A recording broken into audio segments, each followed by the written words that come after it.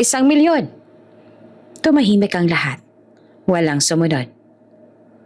Sold, sabi ng tita niya. Sir, huwag po. Arte mo naman, singhal nito. Binayaran ka na. Double. Malamig na boses ng isang lalaki. Dinoble ko ang bid. Lumingon ang politiko. Nakita niyang seryosong mukha ni Jeff at ang mga bodyguard sa likod nito. Sa akin ang babae. Ang gabing iyon, ang pag-iyak niya, ang paghawak ni Jeff sa mukha niya na parang marupok siyang bagay. Ang halik na hindi niya alam kung paanong nagsimula, pero hindi niya rin tinanggihan. Pumikit siya. 7 taon ang lumipas. Everyone, sabi ni Tristan na half-brother ni Jeff sa microphone. Proud ang ngiti. I want you all to meet the woman I'm going to marry. At sa mismong sandaling iyon, parang bumagal ang mundo ni Jeff. Kasi kahit 7 taon na ang lumipas, kahit nagpalit ng pangalan, kahit nagpalit ng mundo, hindi niya makakalimutan ang mga matang iyon. Si Ika, ang babaeng binid niya ng double.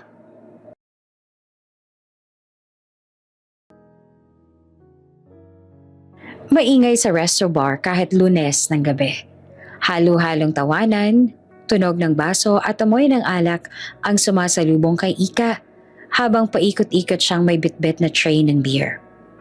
Dati, Monica ang pangalan niya. Pero sa lugar na to, Ika siya. Mas madaling isigaw ng mga lasing. Ika, table 6! Sigaw ng tito niyang naka-duty sa bar.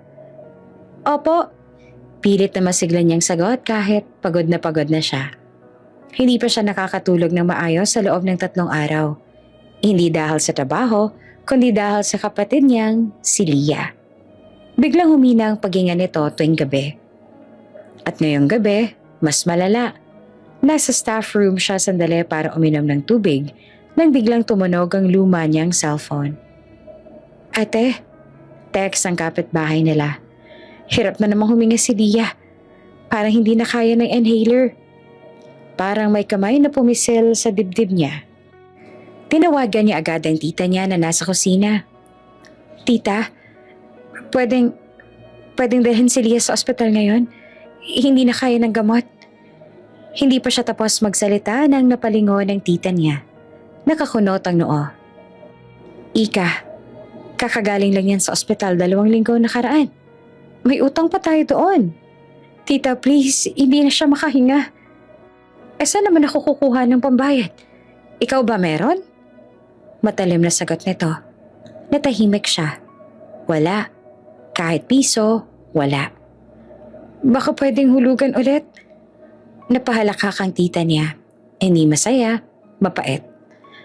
Alam mo kung magkano ng utang natin dahil sa kapatid mo? 200,000 na halos. Hindi charity ang ospital. Parang gumuho ang mundo ni Ika. Napatakip siya sa bibig para hindi marinig ang hikbi. Gagawin ko ng paraan. Kahit ano, tita. Magdo-double shift ako. Maglilinis ako. Biglang tumahimik ang tita niya at may ibang klase ng tingin. Matagal. Sinusukat siya mula ulo hanggang paa. Actually, dahan-dahan itong sabi. May VIP tayong parating mamaya. Hindi yan naintindihan agad. So, may dapat sana tayong isa lang na girl para sa private bidding. Kaso, umatras. Nanlamig ang mga kamay ni Ika. Anong bidding? Don't act innocent. Singhal ng tita niya. Matagal ka na dito. Alam mo kung anong klaseng serbisyong hinihingi ng mga VIP. Parang umalingaw-ngaw ang mga tunog sa paligid, pero wala siyang marinig. Tita, ako? Isang gabi lang. Diretsong tingin nito sa kanya. Isang gabi, kapalit ng pambayad sa ospital ng kapatid mo. Parang may sumakal sa lalamunan niya. Kung anong gawin nila sa akin? Bahala na sila doon. Highest bidder ang masusunod. Tumulo ang luha niya. Please. Bulong niya. May iba pa bang paraan? Tahimik. Wala. Sa isip niya, mukha ni Liang paulit-ulit na lumilitaw. Nangingitim ang labi. Hingal na hingal. Pinikit niya ang mata. Sige po. Halos hindi marinig na sagot niya. Bandang 10:00 ng gabi, iba na ang aura ng resto bar. Mas dim ang ilaw, mas tahimik ang crowd, mas mamahalin ang mga dumating. Pinaupo siya sa isang maliit na platform sa gilid ng VIP section. Nakasuot siya ng simpleng puting dress na hanggang hita. Minimal makeup lang pero lalo siyang gumanda. Mas lalo pang lumutang ang inosente niyang mukha. Bulungan ng mga lalaki. Bagong girl ba yan? Grabe, ang linis tingnan. Magkano starting? Hindi niya na kayang tumingin kahit kanino. Gusto lang niyang matapos. Sa isang sulok ng VIP area, may lalaking mag-isa sa mesa. Naka-black long sleeves. Tahimik lang, umiinom ng whiskey. Hindi siya nakikihalubilo. Hindi rin nakikipagbid. Pero hindi maalis ang tingin niya kay Ika. Si Jeff. Hindi siya kilala ni Ika. At hindi rin alam ni Jeff kung bakit parang may humihila sa kanya para manatili roon imbes na umuwi. Nang magsimula ang bidding ay parang palengke. 200,000! 300! 500! Bawat sigaw at parang may parte ng pagkatao ni Ika ang napupunit. Hanggang sa may isang lalaking nakasuit, halatang politiko ang tumayo. 1,000,000! Tumahimik ang lahat. Walang sumunod. Sold! Sabi ng tita niya na nakangiting parang nanalo sa loto. Nangihina ang tuhod ni Ika habang inaalalayan siyang bumaba. Hinila siya palabas ang politiko, amoy na amoy niya ang alak sa hininga nito. Hindi pa sila nakakarating sa kotse, bigla na lang siyang hinalikan nito ng marahas, mapilit. Napaluha siya agad. Sir, huwag po. Arte mo naman? Singhal nito. Binayaran ka na. Pinilit niyang kumawala. Kumagat ang lalaki sa balikat niya. Napasigaw siya. Ano ba? Tatakbo ka pa? Tinaas ng politiko ang kamay para sampalin siya. Pero may humawak sa pulso nito. Mahigpit. Double. Malamig na boses ng isang lalaki. Dinoble ko ang bid. Lumingon ang politiko. Nakita niya ang seryosong mukha ni Jeff at ang bodyguard sa likod nito. Sa akin ng babae. Walang nagawa ang politiko. Bumuntot na lang ang buntot niya pabalik ng bar. Nanginginig si Ika habang binuksan ni Jeff ang pinto ng sasakyan. Pasok ka. Hindi siya sumugot. Sumunod na lang. Sa loob ng kotse ay tahimik.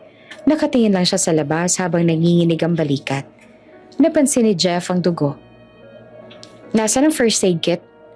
Utos niya sa driver at dahan-dahan niyang pinunasan ng sugat sa balikat ni Ika. Sorry, bulong nito.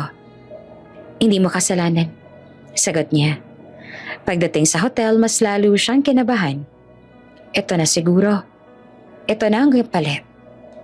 Pagpasok sa kwarto ay bigla siyang humarap kay Jeff at nanginginig na hinubad ang dress niya.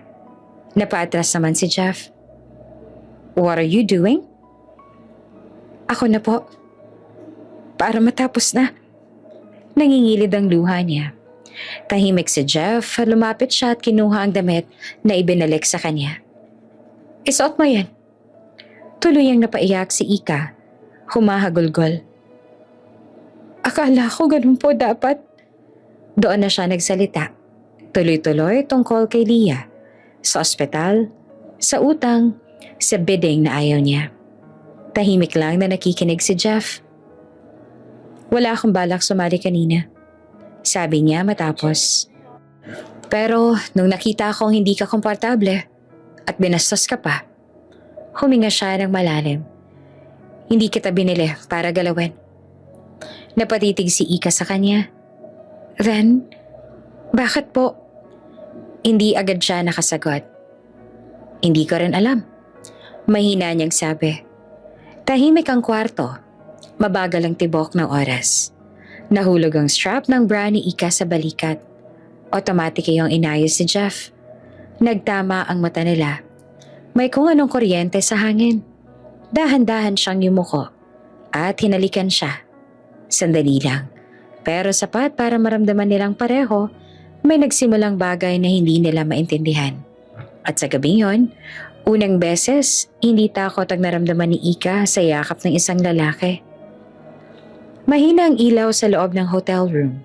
Tanging manipis sa sinag ng araw ang pumapasok sa pagitan ng kortinang bahagyang nakabukas. Tahimik ang paligid.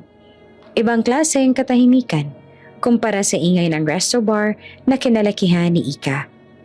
Amoy niyang malinis na kumot, may halong pabango. Hindi matapang, pero mabango. Parang amoy ng taong maayos ang buhay. Dahan-dahan siyang nagmulat ng mata. Sandali siyang natulala sa kisame. Hindi agad bumalik ang alaala. Hanggang sa maramdaman niya ang bigat ng kumot sa katawan niya at ang kakaibang pakiramdam sa pagitan ng mga hita niya. May kaunting hapde. May bigat sa dibdib niya na hindi niya maipaliwanag. Unti-unting bumalik ang lahat. Ang gabing iyon, ang pag-iyak niya, ang paghawak ni Jeff sa mukha niya na parang marupok siyang bagay. Ang halik na hindi niya alam kung paanong nagsimula, pero hindi niya rin tinanggihan. Pumikit siya.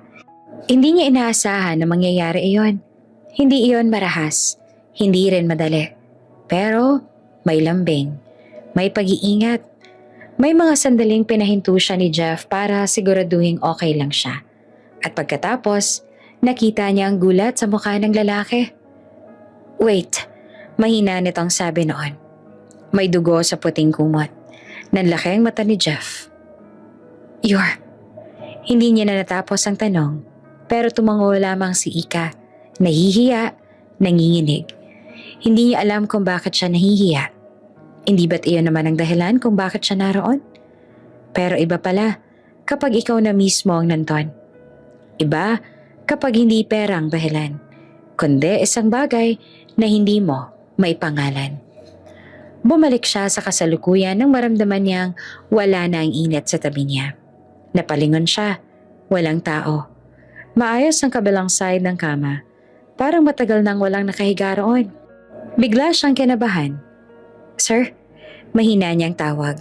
Walang sumagot. Umupo siya at hinila ang kumot para takpan ang sarili.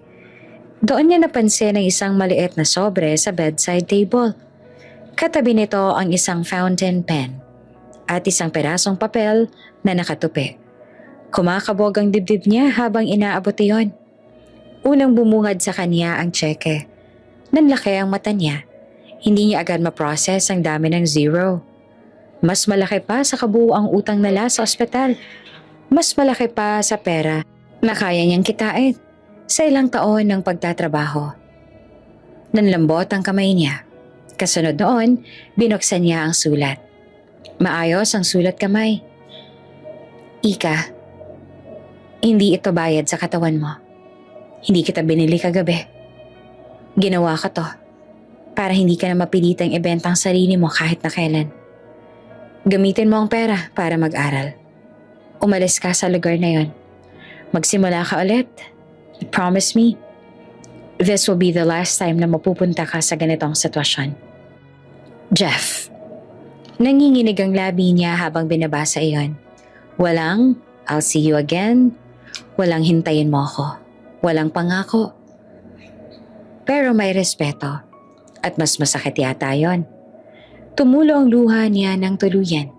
Tahimik lang siyang umiyak, yakap ang sulat sa dibdib. Hindi niya alam kung bakit mas masakit ang umagang ito kaysa sa lahat ng nangyari kagabi. Siguro dahil sa unang pagkakataon may lalaking tumingin sa kanya na hindi siya minamaliit. At umalis din ito na hindi man lang nagpaalam.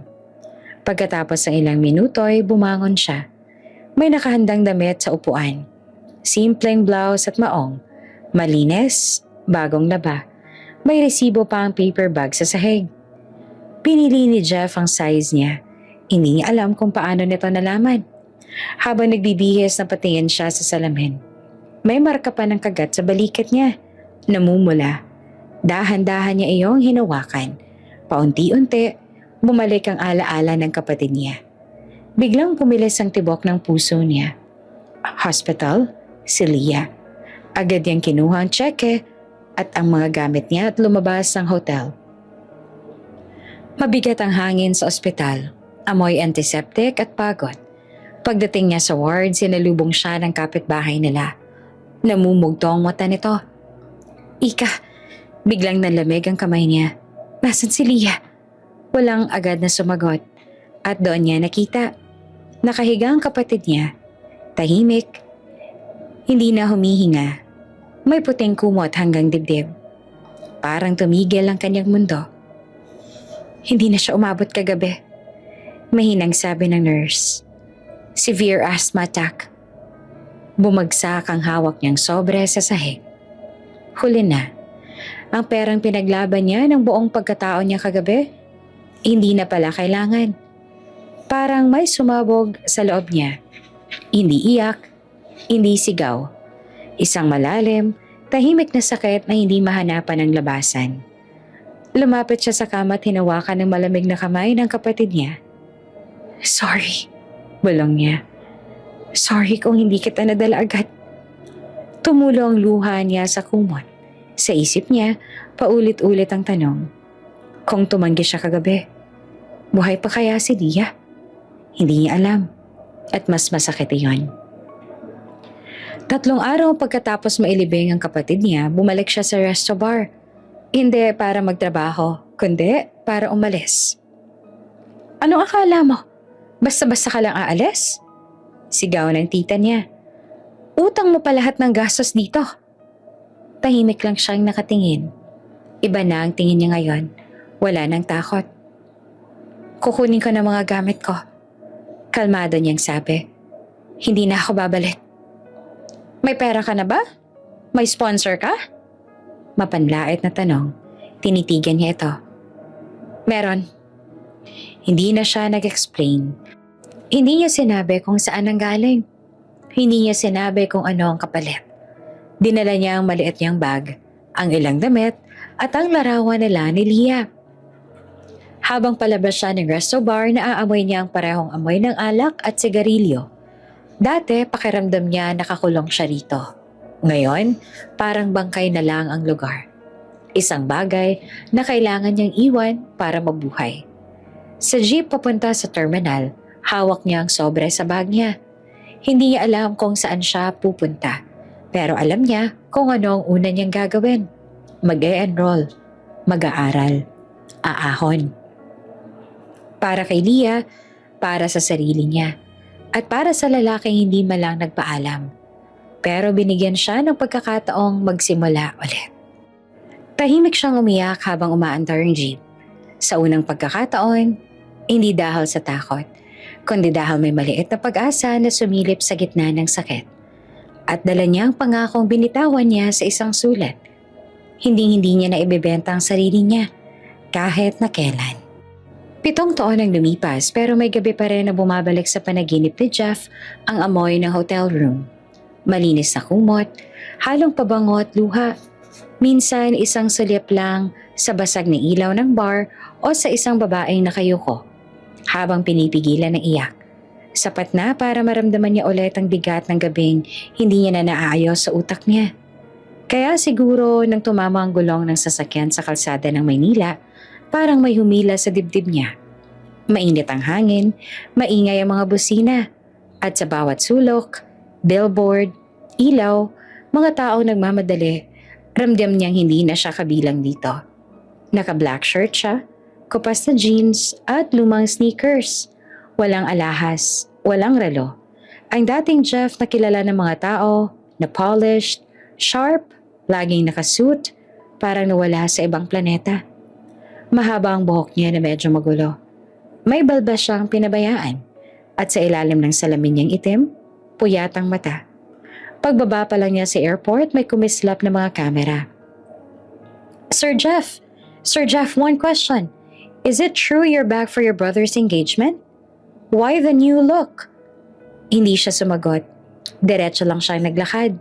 Hawak ang carry-on bag na parang gusto niyang tapusin agad ang pag-uwi. Sa gilid, rinig niya ang bulungan. Siya ba yan? Grabe naman, mukhang depressed. Akala ko perfect na siya dati. Suminghot siya ng bahagya. Amoy niya ang airport, aircon, kape, at pabango ng mga mayayamang dumadaan. Pero sa kanya, parang amoy ng obligasyon.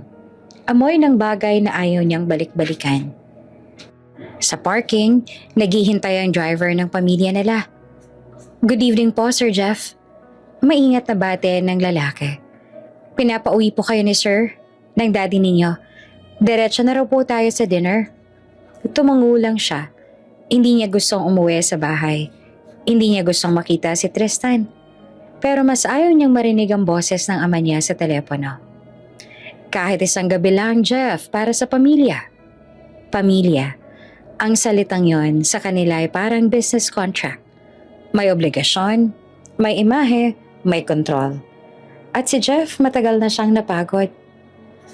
Ang engagement dinner party ay ginanap sa isang high-end hotel ballroom. Pagpasok pa lang niya, tumama sa ilong niya ang amoy ng mamahaling alak, steak, at bulaklak na bagong arrange. Malambot ang carpet, halos hindi marinig ang yabag. Pero rinig ang tawa ng mga taong sanay na sa ganitong paligid. Gold ang ilaw, may chandeliers na parang bituin na nakabitin sa kisame.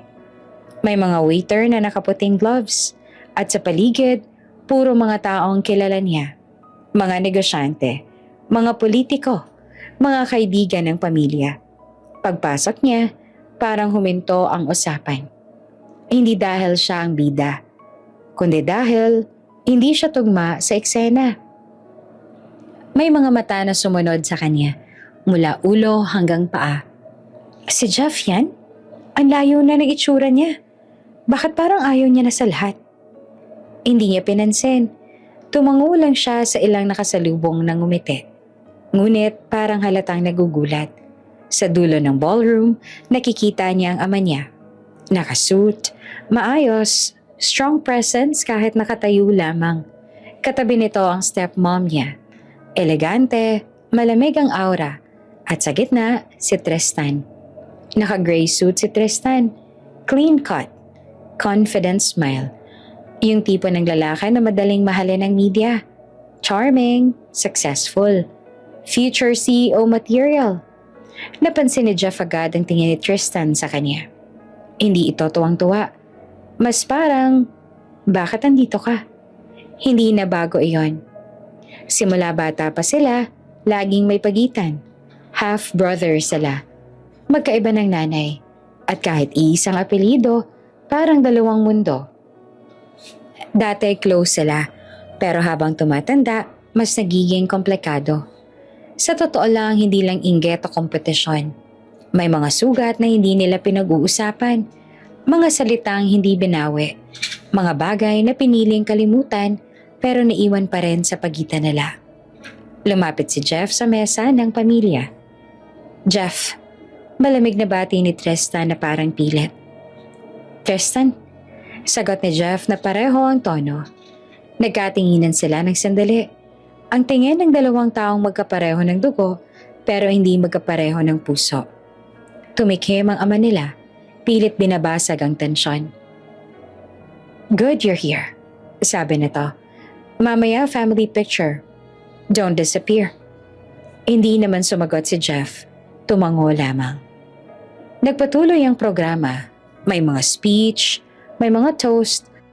Tumatawa ang mga tao sa jokes ng host kahit hindi naman nakakatawa. At si Jeff nakaupo lamang sa gilid. May hawak na baso ng whiskey. Pero halos hindi umiinom. Sa bawat congratulations, mas nararamdaman niyang wala siyang lugar dito. Hanggang sa dumating ang moment na ipinakilala ni Tristan ang fiancé niya. Everyone, sabi ni Tristan sa microphone, proud ang ngiti. I want you all to meet the woman I am going to marry. Palakpakan, sigawan ng woo. Lumabas ang babae sa gilid ng stage. At sa mismong sandaling iyon, parang bumagal ang mundo ni Jeff. Hindi dahil sobrang ganda lang niya. Kahit totoo naman yon. Naka-cream dress siya, elegant, simple, pero classy. Maayos ang buhok, soft curls, natural lang ang makeup. Pero ang mata, tumama kay Jeff. Parang may tumusok sa dibdib niya. Hindi niya kailangang mag-isip ng matagal kasi kahit 7 taon na ang lumipas, kahit nagpalit ng pangalan, kahit nagpalit ng mundo, hindi niya makakalimutan ang mga matang iyon, si Ika. Pero hindi na siya si Ika ngayon. Her name is Monica. Proud na sabi ni Tristan. She is the CEO of her own jewelry brand. A self-strong, self-made woman. Nabingi si Jeff sa mga sumunod na salita. Narinig niya ang palakpakan, pero parang nasa ilalim siya ng tubig. Ang alam niya lang, naroon siya, buhay, nasa harap niya. At fiancé ng kapatid niya. Nanlamig ang kamay niya sa baso. Halos mabitawan niya. Sa stage ay ngumiti si Monica. Perfect smile. Pero sa likod ng ngiting yon, nakita ni Jeff ang munting pag-alog ng dibdib niya. Yung parang pinipigilan ng panic. At nang nagtagpo ang tingin nila, saglit lang pero sapat na. Nanlaki ang mata ni Monica. Parang nakita niya ang multo ng nakaraan. Parang biglang bumalik ang amoy ng resto bar. Ang sakit ng kagat sa balikat, ang malamig na umaga na may sulat at tseke. Napahawak siya sa gilid ng microphone stand. Parang kailangan niya ng sandalan. Hindi naman napansin ng iba, pero napansin niyo ni Jeff. Dahil siya lang nakakaalam kung paanong nanginginig ang kamay ng babaeng iyon kapag katakot. At ngayon, nanginginig na naman. Mahal? Bulong ni Tristan habang inaabot ang kamay ni Monica. Okay ka lang? Tumango si Monica pero halatang pilit. Mula sa baba, hindi maalis ang tingin ni Jeff. Hindi siya galit. Hindi rin siya masaya. Ang nararamdaman niya, halo-halo. Parang may pinunit sa loob niya. Tapos, may nagbukas na sugat na akala niya matagal nang nagsara. Sa gilid, may mga taong nagbubulungan tungkol sa itsura niya. Why is he staring like that? Parang kilala niya yung girl. Awkward. Nang matapos ang introduction, tumayo ang ama nila at lumapit sa mic. Now, sabi nito, let's take a family photo. Jeff, come up here. Tumama ang pangalan niya sa tenga ni Monica na parang sampal. Naniga si Monica. Para siyang estatwa sa stage. Si Tristan ngumiti pa rin sa crowd, pero napatingin siya kay Jeff at halatang may irita. Go, bulong ni Tristan. Hindi friendly ang tono. Para matapos. Tumingin si Jeff sa ama niya, tapos sa stage. Pag-akyat niya, ramdam niya ang init ng spotlight. Amoy niya ang bouquet ng roses sa gilid. Rinig niya ang clicks ng camera. Parang mga putok. Tumayo siya sa tabi ni Tristan. At sa kabilang side ay si Monica. Hindi sila magkatabi pero malapit enough para maramdaman ni Jeff ang tensyon sa hangin. Hindi siya tumingin agad sa babae. Pero kahit hindi siya tumitingin, ramdam niyang naroon ang takot.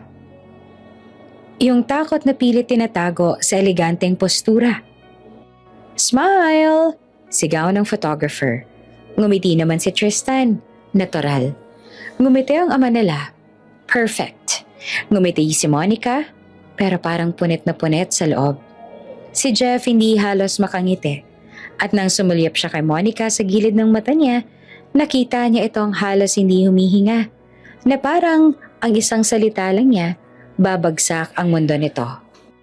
Nagdikit ang tingin nila. Sa mata ni Jeff, may pagkilala. Sa mata ni Monica, may pakiusap. Wag. At sa gitna ng lahat ng palakpakan at camera flashes, isang bagay lang malinaw. 7 taon niyang tinakbuhan ng gabing iyon. Pero heto na naman, nasa harap niya. At mas malala pa, kabit nito ngayon ang pangalan ng kapatid niyang halos hindi niya kasundo. Pagkatapos ng photo op, bumaba si Jeff nang walang kahit anong sinabi. Dumiretso siya sa bar area at kumuha ng whiskey. 1 lagok, 2. Nanginginig ang daliri niya. Sa likod niya narinig ang tawa ni Tristan kasama ang mga bisita. Parang walang nangyari. At sa gilid, nakikita niya si Monica na pilit nakikipag-usap sa mga tao. Pero halatang nagmamadali ang mata niya. Parang naghahanap ng exit. Gusto niyang lapitan. Gusto niyang itanong. Bakit? Bakit siya? Bakit si Tristan? Bakit ngayon? Pero hindi niya ginawa. Dahil alam niyang sa oras na lumapit siya, hindi niya na mapipigilan ang sarili. At sa pamilya nilang laging may imahe, laging may kontrol. Ang isang maling galaw, isang maling salita, pwedeng sumabog ang lahat. At sa gabing iyon, habang umiinom siya na mag-isa sa gilid ng ballroom, alam niyang nagsimula na ulit ang gulo. Hindi na siya pwedeng tumakbo, hindi na siya pwedeng magpanggap. Dahil ang babaeng minsan niyang pinakawalan, fiancé na ngayon ang lalaking hindi niya kasundo, ang half-brother niya. At kahit ayaw niyang aminin, may parte sa kanya na biglang nagising at gustong bawiin ang nakaraan. Humina na ang music sa ballroom pero maingay pa rin ang usapan ng mga bisita. Amoy alak, pabango at mamahaling pagkain ang naghahalo sa hangin. Sa labas ng main hall mas tahimik, mas dim ang ilaw at may mga maliit na mesa at couch para sa gustong magpahinga. Doon napunta si Monica. Kumakabog pa rin ang dibdib niya. Pakiramdam niya, kulang ang hangin kahit malamig ang aircon. Pinisil niya ang clutch bag niya habang kunwari nagche-check ng phone. Pero ang totoo, gusto lang niyang may mahawakan. Okay ka lang? Tanong ng isang socialite na nadaanan siya.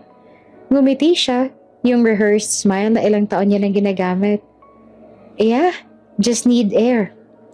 Nang makaalis ang babae saka siya huminga ng malalim.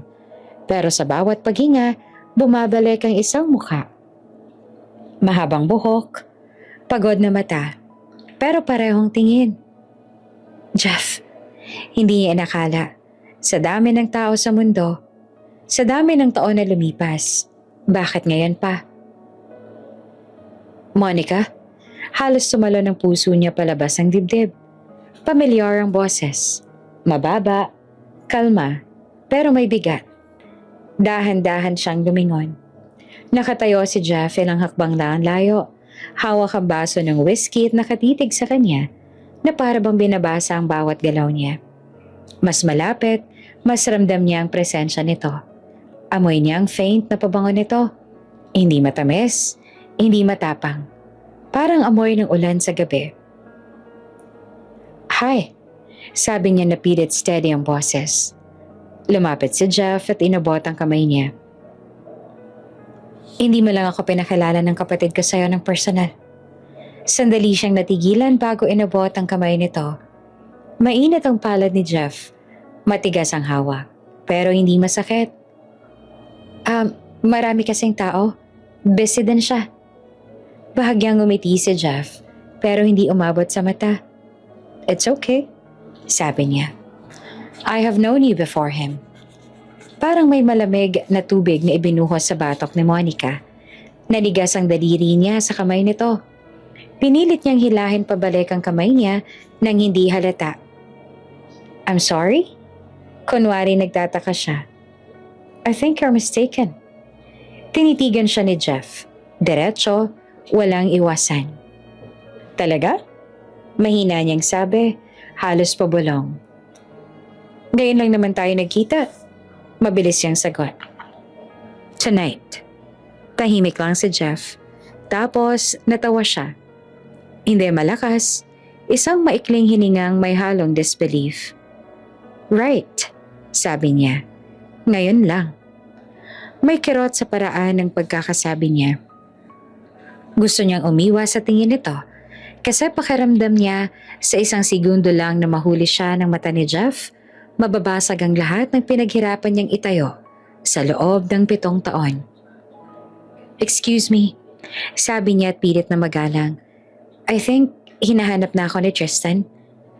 Parang Q ang pangalan ng kapatid. Mula sa malayo, nakita nilang papalapit si Tristan. May kausap na 2 investors pero nakatingin na sa direksyon nila. Napansin naman niyon ni Jeff. Go, sabi niya at umatras ang konti. Future Mrs. Hindi niya na tinapos. Dumaan si Tristan, akbay agad sa balikat ni Monica. Hey babe, hinanap ka ng mom ko kanina, sabi nito. Tapos napatingin kay Jeff. You two, okay? Yeah, mabilis sa sagot ni Monica. We just met. Good, sabi ni Tristan na may bahid ng pagmamay-ari ang tono. Come on. Habang hinila siya palayo, hindi niya napigilang lumingon. Nakatayo pa rin si Jeff doon. Tahimik, pero ang hawak niyang baso halatang mahigpit. Sa bar area, mag-isa na lang sa Jeff. Humigop siya ng whiskey. Ramdam niya ang hapde habang bumababa sa lalamunan niya. I think you're mistaken. Paulit-ulit sa isip niya ang sabi ni Monica. Monica, hindi na Ika. Hindi na yung babaeng nanginginig sa hotel room habang suot ang damit na ibinalik niya. Hindi na yung babaeng umiiyak habang hawak ang sulat niya. Ngayon, polished, elegant, fiancé ng kapatid niya. At nagsisinungaling sa harap niya na parang hindi sila nagtagpo sa gabing nagbago ng buhay niya. Napahigpit ang hawak niya sa baso. May mahinang crack na tunog. Napatingin ang bartender. Sir, careful. Tumango lamang sa Jeff, pero hindi niya binitawan agad. Parang gusto niyang maramdaman ang sakit sa palad para matabunan yung mas masakit sa loob. Isang lagok pa. Isa pa. Hindi siya lasing pero gusto niyang maging manhid. Sa gitna ng ilaw, tawanan at clinking ng mga baso, pakiramdam niya ay mag-isa siya. At ang babaheng dahilan kung bakit hindi siya nakatuloy sa kasal 7 taon na ang nakaraan. Fiancé na ngayon ang kapatid niyang hindi niya naman talaga kasundo.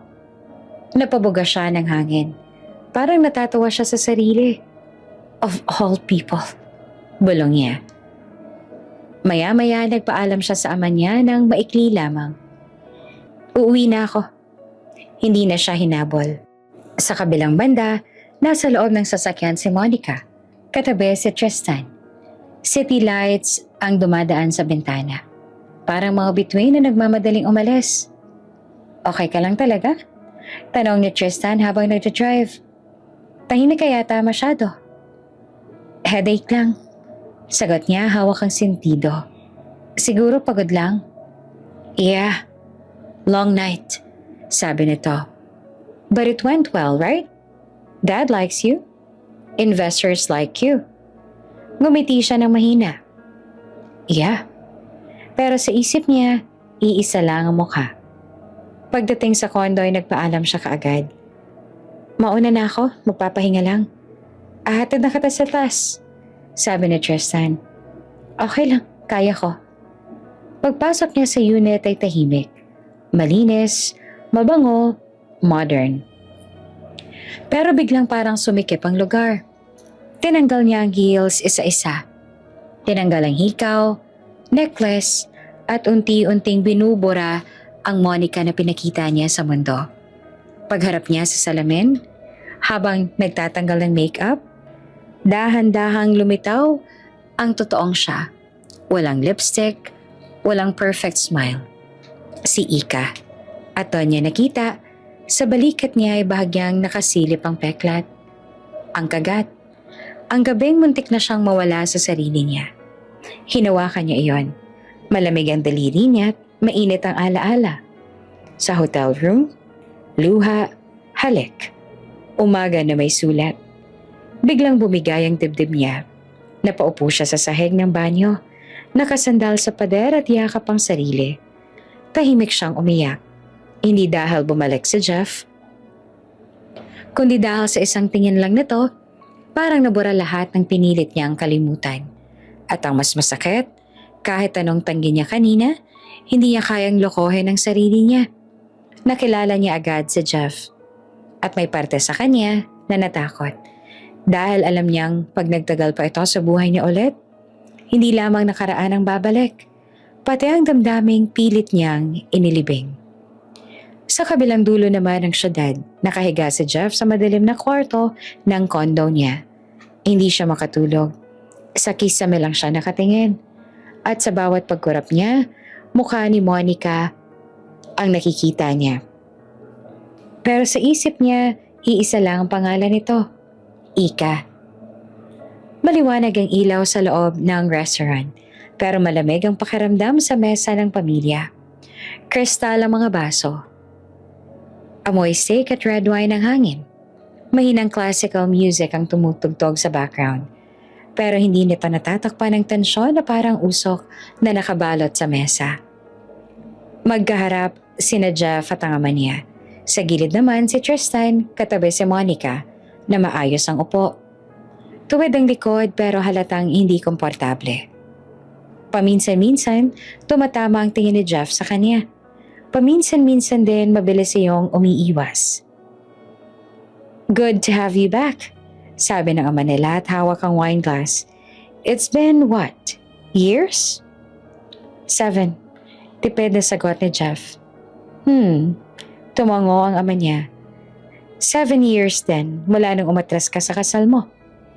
Napahinto ang kutsara ni Monica sa ere. Kasal? Napalingon siya kay Jeff. Tahimik lamang ang lalaki. Walang reaksyon. "Dad," sabat ni Tristan na parang gustong ilihis ang usapan. Pero tuloy ang ama nila. "Hindi ka na bata, Jeff. Kailan mo pa balak ayusin ang buhay mo? Mag-asawa ulit. Mag-settle down." Tahimik ang mesa. Naririnig ni Monica ang sariling tibok ng puso niya. Hindi niya alam na may ganitong parte ng buhay nito. Si Jeff tumungga lang ng tubig. "Wala sa plano," sagot niya. Napailing naman ang ama. "Tingnan mo ang kapatid mo. Stable, focused. May mapapangasawa na galing sa magandang pamilya." Napatingin ito kay Monica. May proud na ngiti.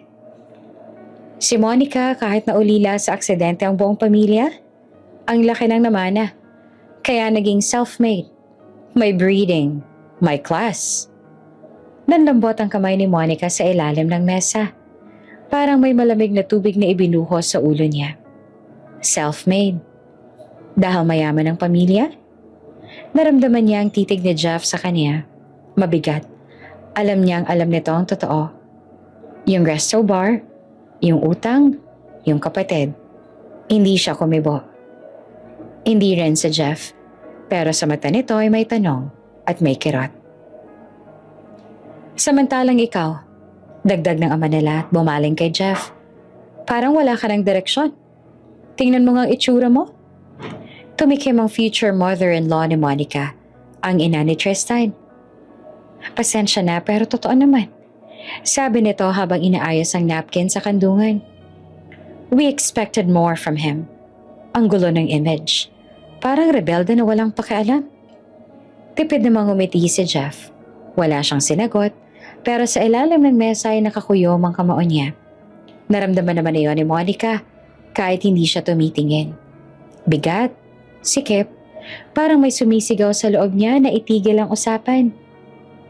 "Excuse me," bigla niyang sabi at pilit na kalmado ang boses. "CR lang po." Tumayo siya bago pa may makapigil. Sa loob ng ladies' room maliwanag ang ilaw. Amoy sabon at mamahaling hand wash. Huminga siya ng malalim sa harap ng salamin. Kalma. Bulong niya sa sarili. Pero sa likod ng salamin, ibang mukha ang nakikita niya. Hindi si Monica, si Ika. Bumukas ang pinto. Hindi niya agad nilingon. Hanggang sa marinig niya ang boses. Hindi naman siguro coincidence sa pareho pa rin ang mga mata mo. Napatigil siya. Sa salamin nakita niya ang refleksyon ni Jeff sa may pinto. Sarado ang pinto. Tahimik ang CR. "Anong ginagawa mo dito?" Tanong niya na mahina pero matigas. Lumapit si Jeff. Hindi masyado. Pero sapat para maramdaman niya ang presensya nito sa likod niya. "Bakit mo kailangang magsinungaling?" Diretso ang tanong nito. Hindi siya lumingon. "I don't know what you're talking about." Talaga? Mahina pero may diin. Mayamang pamilya. Accident. Naman na lahat. Tumalikod siya para harapin ito. Hindi ako ang babaeng sinasabi mo. Sabi niya at pilit na steady. Nagkakamali ka. Tinitigan siya ni Jeff. Diretso, walang iwasan. Pwede mong palitan ang pangalan mo. Pwede mong baguhin ang buhay mo. Pero hindi mo mababago ang mga mata mo. Parang may humigpit sa dibdib niya. Jeff, 7 taon. Tuloy nito. 7 taon kong sinubukang kalimutan ang gabing yun. Pero hindi ko makalimutan ang tingin mo sa akin bago ako umalis. Napasinghap siya. Ginulo mo ang mundo ko. Sabi niya na mahina pero totoo. Bigla namang lumapit si Jeff. Mabilis. Hindi siya nakaiwas. Hinawakan nito ang pisngi niya. Marahan pero puno ng damdamin. At ngayon, bulong nito. Fiancé ka na ng kapatid ko. At bago pa siya makapagsalita, hinalikan siya ni Jeff. Saglit siyang nanigas. Tapos bigla siyang nagpumiglas. Jeff, stop! Sinampal niya ito. Malakas. Umalingaw-ngaw ang tunog sa tahimik na CR. Huminto si Jeff pero hindi siya umatras. Sa halip, hinawakan niya ang pulso ni Monica at hinila siya palapit ulit. Mas marahan, mas mabagal. At hinalikan ulit siya. Sa pagkakataong to, hindi siya agad pumalag. May parte sa kanya na galit. May parte na takot. Pero may parte na hindi nakalimot. Unti-unti, bumigay ang labi niya. Sandali lang. Isang sandali na parang bumalik ang 7 taon sa isang kisap mata. Hanggang sa... Ma'am, parang may malamig na tubig na bumuhos sa kanila. Napalingon si Monica. Isang waitress ang nakatayo malapit sa pinto. Gulat at hawak ang tray. Bigla namang umatras si Monica kay Jeff. Parang napaso. Ayos lang po. Sorry. Sabi ng waitress na mabilis na umalis. Hawak ni Monica ang labi niya at parang nagigising mula sa paniginip. Hindi na dapat ito nangyayari. Mahina niyang sabi. Hindi naman sumagot si Jeff. Pero sa mata nito, malinaw. Hindi pa ito tapos. At pareho nilang alam, simula pa lang to ng gulo na hindi na nila kayang itago. Pagbalik na Monica at Jeff sa mesa, parang mas lumamig ang hangin. Wala namang nakakaalam kung ano nangyari sa CR, pero may kakaibang bigat sa pagitan nila. Hindi sila nagkatinginan, hindi sila nagsalita. Si Tristan, hindi halata ang kahit anong duda. O baka masyado lang siyang abala sa sariling mundo. Ayan ka na, masigla niyang sabi kay Monica at hinawagan agad ang bewang nito. Okay ka na? Iya, sagot niya na pilit ang ngiti. Bago pa siya makaupo ng maayos, yumuko si Tristan at hinalikan siya sa labi. Sa harap ng lahat, sa harap ni Jeff. Saglit lang, pero malinaw. Parang pagmamarka.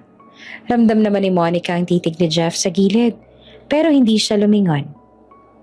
By the way, sabi ni Tristan habang bumabalik sa upuan, ang ganda ng progress ng company this past years.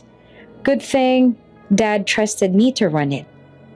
Napatingin siya kay Jeff na parang may gustong patunayan. Mas organized na ngayon. Mas aggressive sa market. Good for you. Malamig na sagot ni Jeff. Walang emosyon ng boses, pero may lalim ang tingin niya. Hindi inggit, hindi galit. Mas parang pagod. Alam mo, dagdag ni Tristan, kung hindi ka umalis dati, baka iba ang nangyari. Tahimik ang mesa. Hindi na sumabat ang ama nila. Parang sanay na sa ganitong tono. Speaking of, tuloy ni Tristan at sumandal sa upuan. Kamusta na kaya si Celestine? Nanlaki ang mata ni Monica. Celestine, ang babaeng muntik ng pakasalan ni Jeff. Single pa rin yata yon? Sabi ni Tristan. Hindi na nag-asawa. Loyal, ano? Hindi naman sumagot si Jeff. Tinitigan lang niya ang baso niya.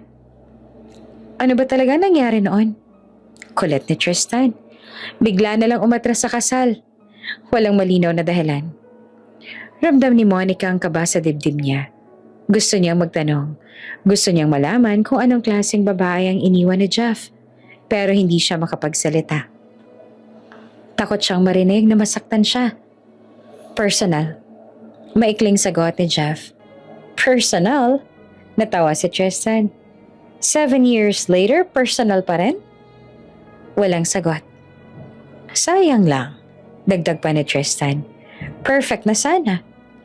Tumayo si Jeff bigla. Excuse me. Sabi niya na malamig ang boses. May maaga pa akong lakad bukas. Alam ng lahat na wala naman talaga. Umalis siya nang hindi na lumilingon. Sinundan siya ng tingin ni Monica hanggang mawala siya sa pinto ng restaurant. Parang may parte sa kanya ang sumama. Tahimik ang biyahe pa uwi. Sa kondo na tinitirhan nilang dalawa ni Tristan, tanawang city lights mula sa malaking bintana. Maganda, tahimik, parang perpekto ang buhay. Pero sa loob ni Monica parang may bagyo. Pagpasok pa lang nila, tinanggal niya na ang heels. Pagod ako, sabi niya. Maliligo lang ako. Pero hinawakan siya ni Tristan sa braso. Wait, may kakaibang tingin ito. Hindi yung usual na malambing. Bakit parang ang tense mo kanina? Tanong niya. At parang iba tumingin si Jeff sa'yo. Napatingin siya sa sahig. Nag-overthink ka lang. Lumapit si Tristan at hinawakan ang mukha niya. Don't lie to me. Napalunok siya. Pagod lang ako. Hindi pa rin siya pinakawala ni Tristan. Sa halip, yumuko ito at tinalikan siya. Pero hindi tulad ng kanina sa restaurant. Mas mapilit, mas mabigat. Umiwas siya. Tristan, please, hindi ako okay. Bakit? Tanong nito na may halong inis. Fiancé kita. May problema ba doon? Wala, pero bigla siyang napaatras. Napaatras dahil pakiramdam niya may lambing ang hawak ni Tristan. Parang pag-aangkin. Parang kailangan niyang patunayan na siya ang pinili. Bakit parang umiiwas ka? Tanong ni Tristan at tumataas ang boses. Dahil ba sa kanya? Huwag kang... Napatigil ang mundo. Sumakit ang pisngi niya. Hindi niya agad naintindihan ang nangyari. Hanggang sa maramdaman niya ang hapdi. Sinampal siya ni Tristan. Pareho silang natulala. Shh, Monica. Agad na sabi ni Tristan at umatras. I'm sorry, I didn't mean... Hindi siya makapagsalita. Hindi dahil sa sakit, kundi dahil sa bigat ng dibdib niya. Ito na ba ang lalaking pinili niya? Dahil siya iniwan? Ito ba ang lalaking safe? Sorry. Ulit ni Tristan at hinawakan ang ulo niya. Nadala lang ako. Naiinis ako kay Jeff. Parang may tinatago siya. Tahimik lamang si Monica. Tumango siya ng mahina. Hindi dahil okay na siya, kundi dahil pagod na siyang lumaban. Makalipas ang ilang minuto, nasa banyo siya mag-isa. Tahimik ang kondo. Rinig niya ang mahinang tunog ng TV sa sala kung nasaan si Tristan. Sa salamin kita niyang namumulang marka sa pisngi niya. Hinawakan niya iyon. Hindi ito ang unang beses na nasaktan siya. Pero ito ang unang beses na nasaktan siya ng lalaking akala niya ay magiging proteksyon niya. Dahan-dahan siyang naupo sa sahig. Iyakap ang tuhod. Tahimik siyang umiyak. Hindi dahil lang sa sampal, kundi dahil sa realization na baka mali ang pinili niyang daan. At sa kabila ng lahat ng pilit niyang tinatanggi, ang lalaking gusto niyang iwasan, siya pang lalong gumugulo sa puso niya. Sa kabilang bahagi naman ng syudad, nakatayo si Jeff sa balkonahe ng kondo niya. Hawak ang bote ng whiskey. Hindi niya alam kung bakit masakit pa rin ang dibdib niya. Hindi niya alam na sa parehong oras, pareho silang gising. Pareho silang sugatan at pareho silang nakakulong sa mga desisyong ginawa nila 7 taon na ang nakalipas. Madilim ang rooftop bar kung nasan si Jeff, pero maliwanag ang lungsod sa ibaba. Parang kumikislap ang Maynila sa libo-libong ilaw, habang siya nakaupo sa isang sulok na mesa. Tahimik na umiinom. Katapat niya ang best friend niyang si Marco. Ang isang taong alam ang halos lahat ng parte ng buhay niya na hindi alam ng pamilya niya. Pare, sabi ni Marco habang tinataas ang baso ng beer. Ilang taon na kitang kilala pero ngayon lang kitang nakitang ganyan. Ganyang paano? Tanong ni Jeff na hindi tumitingin. Parang may multong hinahabol. Tahimik si Jeff. Oops! May break muna. Gusto mo bang ma-shoutout dito sa channel ni Ate Jane? Mag-comment lang ng lesson you learned from the latest story uploaded. Dahil pipili kami ng isang best comment of the day para i-shoutout sa susunod na upload. Kaya huwag kalimutang mag-iwan ng lesson you learned after you watch this video. Maraming salamat! Shoutout nga pala kina Sonia had a vlog from Genova, Italy. Walde Trudis from Garvida, Davao City. At Grace Reganon from Kuala Lumpur, Malaysia. Sa ating mga taga-subaybay, paki-comment naman po sa baba kung taga saan kayo para alam ko kung hanggang saan umaabot ang mga kwento ni Ate Jane at para ma-shoutout ko rin kayo sa mga susunod pa nating mga kwento. Maraming salamat sa inyong pakikinig.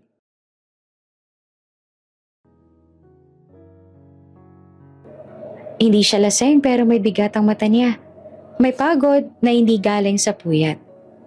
Siya yun, diba? Tanong ni Marco. Yung girl 7 years ago. Humigop ng whiskey si Jeff.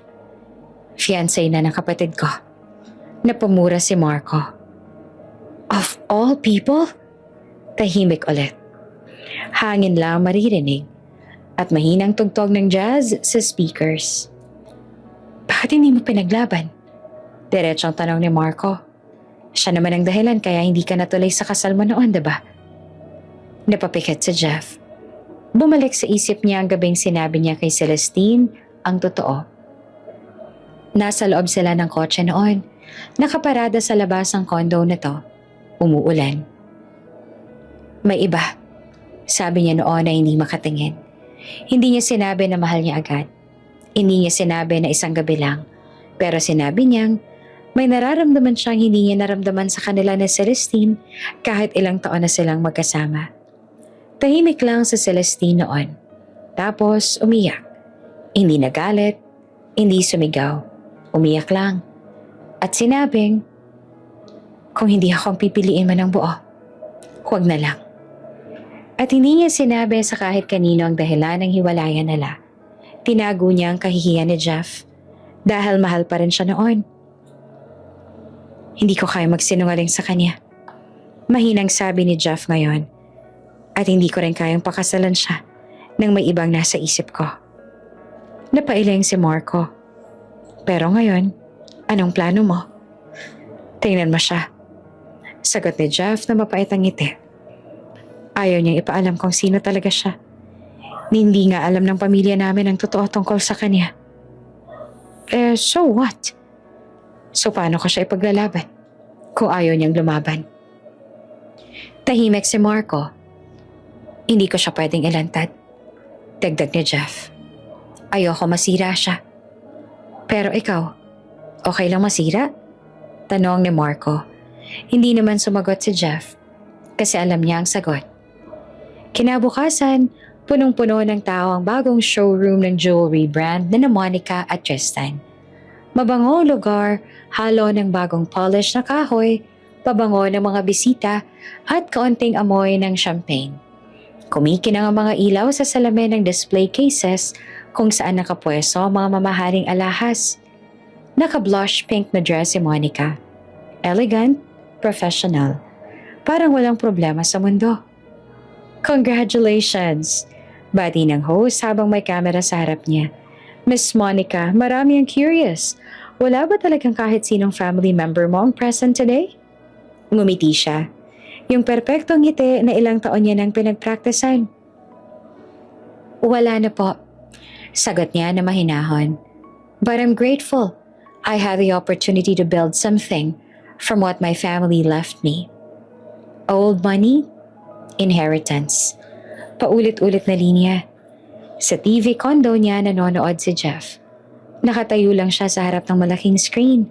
Hawak ang remote pero hindi pinapalitan ng channel. Napapailing siya. Bakit kailangan mo pang magsinungaling? Bulong niya. Sa showroom, patuloy ang palakpakan. Hindi alam ng media na sa likod ng mga ngiting yon, may kaba sa dibdib ni Monica. Kasi may problema ang negosyo. May supplier na umatras. May malaking order na hindi nila kayang punan. At hindi niya ito sinasabi kay Tristan dahil alam niyang kapag pumalpak siya, mamaliitin siya nito. Bandang hapon, nakatanggap siya ng tawag. Ma'am Monica, may investor po na gustong makipag-meeting privately. Urgent daw po tungkol sa expansion. Investor? Hindi niya alam kung matutuwa ba siya o kakabahan. Pero kailangan niya ng tulong. Send me the address. Sagot niya. Tahimik ang conference room na pinuntahan niya. Nasa isang business hotel. Glass walls, malamig ang aircon, amoy carpet at brewed coffee. Nakaayos ang mesa sa gitna. May isang lalaki nakatalikod, nakatayo sa may bintana. Tanaw ang city skyline. Pamilyar ang tindig. Malapad ang balikat, pamilyar ang buhok. Kumunot ang noon niya. Good afternoon. Sabi niya na pilit professional. Dahan-dahan namang humarap ang lalaki at tumigil ang mundo niya. Si Jeff. Nakasuit siya ngayon. Maayos, pero pareho pa rin ang mata. Hi, sabi niya. Napatigil si Monica sa pinto. Bakit ka nandito? Tanong niya na mahina pero halatang kinakabahan. Investor? Sagot ni Jeff na kalmado. You need one. Tahimik ang silid. Rinig niya ang sariling tibok ng puso niya. Hindi mo kailangan gawin to. Sabi niya. Hindi ko kailangan. Sagot niya. Gusto ko. At doon niya na-realize, hindi pa tapos ang nakaraan. At mas lalo lang itong lalapit. Malamig ang conference room pero mainit ang pakiramdam ni Monica. Parang kulang ang hangin. Bakit kailangan mo tong gawin? Galit niyang sabi na mahina pero nanginginig. Hindi mo kailangan pumasok sa buhay ko ulit. Hawak niya ang bag niya at handang umalis. Lumapit si Jeff pero hindi masyadong malapit. Monica, please. Umupo ka muna. Ayoko. Hindi na tayo dapat nag-uusap. Hindi ka makakatakas sa totoo sa paglabas mo ng pintong yan. Napahinto siya. Hindi dahil sa utos, kundi dahil sa tono. Hindi to galit. Hindi to paninisi. Mas parang pagod na pagsusumamo. Isa lang to, sabi ni Jeff. Ito lang ang paraan para makausap kita nang walang ibang nakikinig. Dahan-dahan siyang umupo pero hindi niya ito tinitingnan. Tahimik ang kwarto. Rinig ang mahinang ugong ng aircon. Sa labas ng salamin, tanaw ang syudad. Mga kotse, gusali, buhay na tuloy-tuloy kahit may mga pusong nababasag sa loob ng kwartong iyon. Bakit ka nagsinungaling? Tanong ni Jeff. Napakagat si Monica sa labi. Hindi ako nagsinungaling. Monica, ano bang gusto mong marinig? Biglang sumabog ang boses niya. Na dati akong waitress? Na binenta ako ng tita ko? Namuntik na ako. Naputol ang boses niya. Napapikat siya at pinigilan ng luha. Sa tingin mo ba, tatanggapin ako ng pamilya ko kung alam nila yun? Mahina niyang sabi. Sa tingin mo ba, magiging proud si Tristan kung malaman niyang palubog na ang negosyo ko? Tahimik si Jeff. Masakit marinig. Mas masakit dahil totoo. Hindi mo kailangan gawin lahat ng yan ng mag-isa. Sabi niya. Napatawa si Monica. Isang maikling tawa na puno ng sakit. Talaga? Kasi nung kailangan kita noon, umalis ka. Parang may tumama sa dibdib ni Jeff. Monica, the next morning, wala ka na. Tuloy niya. Tumulo ang luha niya. Habang may nangyayari sa atin, namatay ang kapatid ko sa ospital. Napapikit si Jeff. Hindi niya alam. Hindi ko nagamit ang perang iniwan mo para sa kanya. Sabi niya. Huli na. Tahimik ang mundo sa pagitan nila. Umalis ako sa tita ko. Ginamit ko yung pera para magsimula. Para mabuhay. Hanggang sa nakilala ko si Tristan. Huminga siya ng malalim. Hindi niya ako iniwan. Masakit pakinggan, pero hindi umalis si Jeff. Hindi ka niya iniwan. Ulit niya. Pero mahal ka ba niya bilang ikaw? Napatingin siya. Anong ibig mo sabihin? Mahal ka niya bilang Monica na mayamang ulila. Hindi bilang Ika na lumaban para mabuhay. Enough! Sabi ni Ika. Ayoko na. Pero hindi siya nakaalis kaagad. Dahil sa susunod na segundo, hinawakan siya ni Jeff sa bewang at hinalikan. Hindi marahan, hindi maingat. Parang 7 taon ng pinigilang emosyon ang sumabog. Tinulak niya siya. Jeff! Pero hinalikan siya ulit nito. Mas malalim, mas desperado. At sa gitna ng galit, sakit at alaala, may parte sa kanya ang sumagot. Humigpit ang kapit niya sa damit ni Jeff hanggang sa napaatras sila sa gilid ng mesa. Hiningal siya. Stop! Bulong niya pero mahina. Napunta ang labi ni Jeff sa balikat niya. Doon, sa peklat, marahang hinalikan niya iyon. Para may hinahaplos na sugat na hindi lamang sa balat. Nanlambot ang tuhod ni Monica pero biglang natigil si Jeff. May napansin. Sa braso ni Monica ay isang maitim na pasa. Halos natatakpan ng manggas. Dahan-dahan niyang hinawakan niyon. Monica, mahina niyang sabi. Sinasaktan ka ba ni Tristan? Nanlamig ang dugo niya. Agad niyang hinila ang braso niya. Nahulog lang ako. Mabilis sa sagot niya. Hindi naman siya pinaniwalaan ni Jeff. Kitang-kita sa mata nito ang galit na pilit kinokontrol. Look at me. Sabi niya at hindi siya tumingin. Monica, tahimik ang kwarto. At sa katahimikang iyon, mas malakas ang mga tanong na ayaw niyang sagutin. Nakatayo si Monica sa gitna ng sala. Hawak ang remote. Nakatitig sa TV na paulit-ulit ang footage ng usok sa dagat. Private plane crash. Balasin. Nanlamig ang daliri niya. Biglang tumunog ang phone niya. Daddy T calling. Ang ama ni Tristan. Hindi niya agad sinagot at parang natatakot siya sa maririnig. Tumigil ang ring, tapos tumunog ulit. Mas malakas ang kabog ng dibdib niya kesa sa ringtone.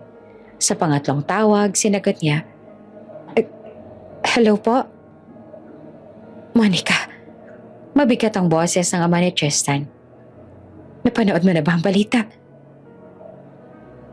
Opo, mahina niyang sagot. Si Tristan. Safe siya. Putol nito agad. Hindi siya natuloy sa flight. May emergency meeting. Parang may hangin na bumalik sa baga niya. Napahawak siya sa sofa. Salamat po. Si Jeff din. Dagdag ng ama. Iba ang flight niya. Ayaw niya raw sumabay kay Tristan. Sandaling natahimik si Monica. Si Jeff. Safe din.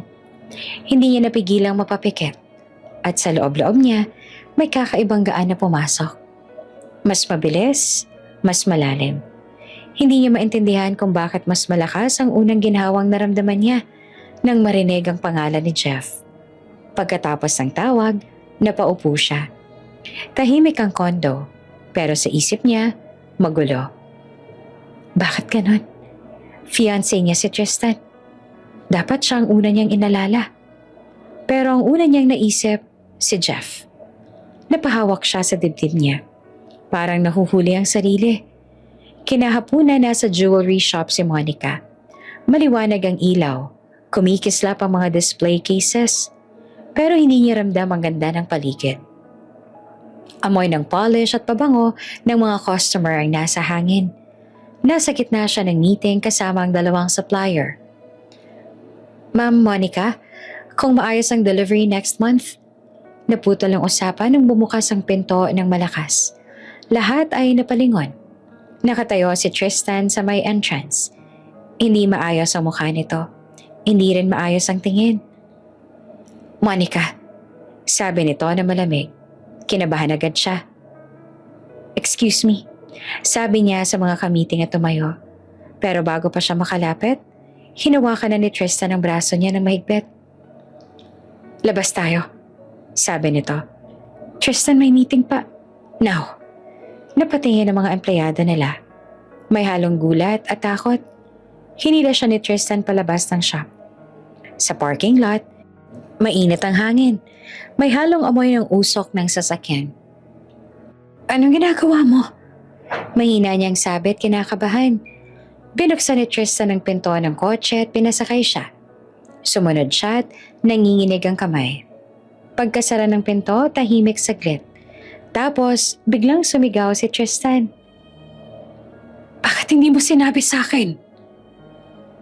Napaatras siya sa upuan. Ano? Na si Jeff ang investor mo?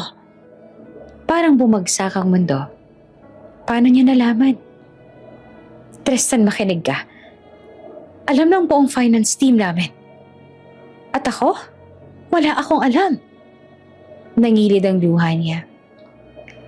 Late ko na din naman nalaman na siya yun. Sinungaling. Sigaw nito. May tinatago ka ba sa akin? Wala. Sabi niya pero mahina. Bakit parang may lihim kayo ng kapatid ko? Tanong nito na nanlilisik ang mata. Hindi siya makatingin. Kasi kung titingin siya, makikita nito ang totoo. Business lang to. Sabi niya na pilit kalmado. Kailangan ng company ng tulong. Ako ang fiancé mo. Sigaw ni Tristan. Ako ang unang dapat nakakaalam. Nanginginig siya. Hindi dahil sa sigaw, kundi dahil sa pakiramdam na parang hinuhubaran siya ng lahat ng pinagtataguan niya. Natakot lang ako. Mahina niyang sabi. Ayokong magalit ka. Napahawak si Tristan sa manibela. Malalim ang paghinga. Hindi mo ako pinagkakatiwalaan. Sabi nito na mas mababa pa ang boses, pero mas masakit. Tahimik si Monica. Sa labas, dumadaan ang mga kotse. Normal ang mundo. Sa loob ng sasakyan, parang unti-unting nababasag ang relasyon nila. Sa unang pagkakataon, malinaw sa kanya. Hindi lamang negosyo ang problema, kundi ang mga bagay na hindi nila kayang pag-usapan. At ang lihim na unti-unting lumalabas. Sa loob ng kotse, mabigat ang hangin. Hindi umaandar ang makina, pero parang may ingay na sumisiksik sa pagitan nila. Mga salitang hindi nasabi, mga tanong na ayaw sagutin. May tinatago ka ba sa akin? Tanong ni Tristan ulit. Mas mahina na ang boses, pero mas seryoso. Umiwas naman ang tingin si Monica. Ramdam niya ang init ng luha sa mata niya, pero pinigilan niya. Wala, sagot niya. Isang salita, isang kasinungalingan. Sorry, dagdag niya agad na halos pabulong. Natakot lang ako. Ayoko madagdagan pa ang stress mo. Tinitigan siya ni Tristan ng matagal, parang sinusukat kung totoo. Huminga ito ng malalim, tapos umupo ng tuwid. Next time, sabihin mo agad. Sabi nito, huwag mo akong ilalayo sa mga bagay na may kinalaman sa'yo. Tumango si Monica. Hindi dahil kumbinsido siya, kundi dahil pagod na siyang makipaglaban. Samantala, sa jewelry shop, dumating si Jeff. Tahimik ang showroom, pero halatang tensyon sa staff. May mga bulungan. May mga nagkukunwaring abala. Lumapit siya sa receptionist. Nasaan si Monica? Diretsong tanong niya. Nagkatinginan ng dalawang empleyada. Sir, umalis po siya, sabi ng isa. Sinong kasama? Sumabat ang isang sales lady na kilalang mahilig sa chika. Sir, sinundo po siya ni Sir Tristan. Galit na galit nga po kanina.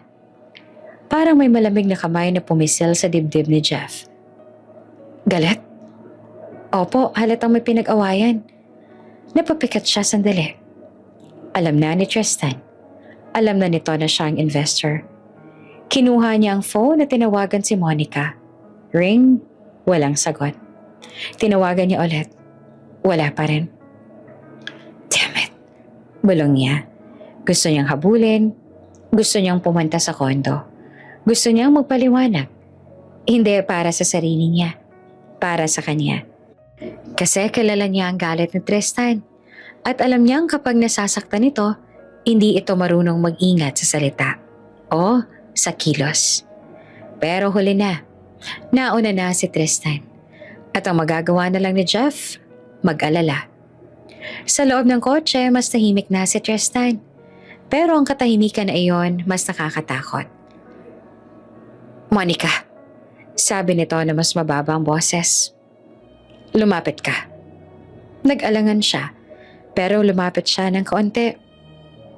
Hinawakan siya ni Tristan sa mukha, marahan sa una. Gusto ko lang maramdaman na okay tayo, sabi nito. Hindi niya alam kung paanong sumagot. Yumuko si Tristan at tinalikan siya. Hindi siya tumanggi. Hindi rin siya sumagot. Nandun lang siya. Parang katawan na walang kaluluwa. Humigpit ang hawak ni Tristan sa bewang niya.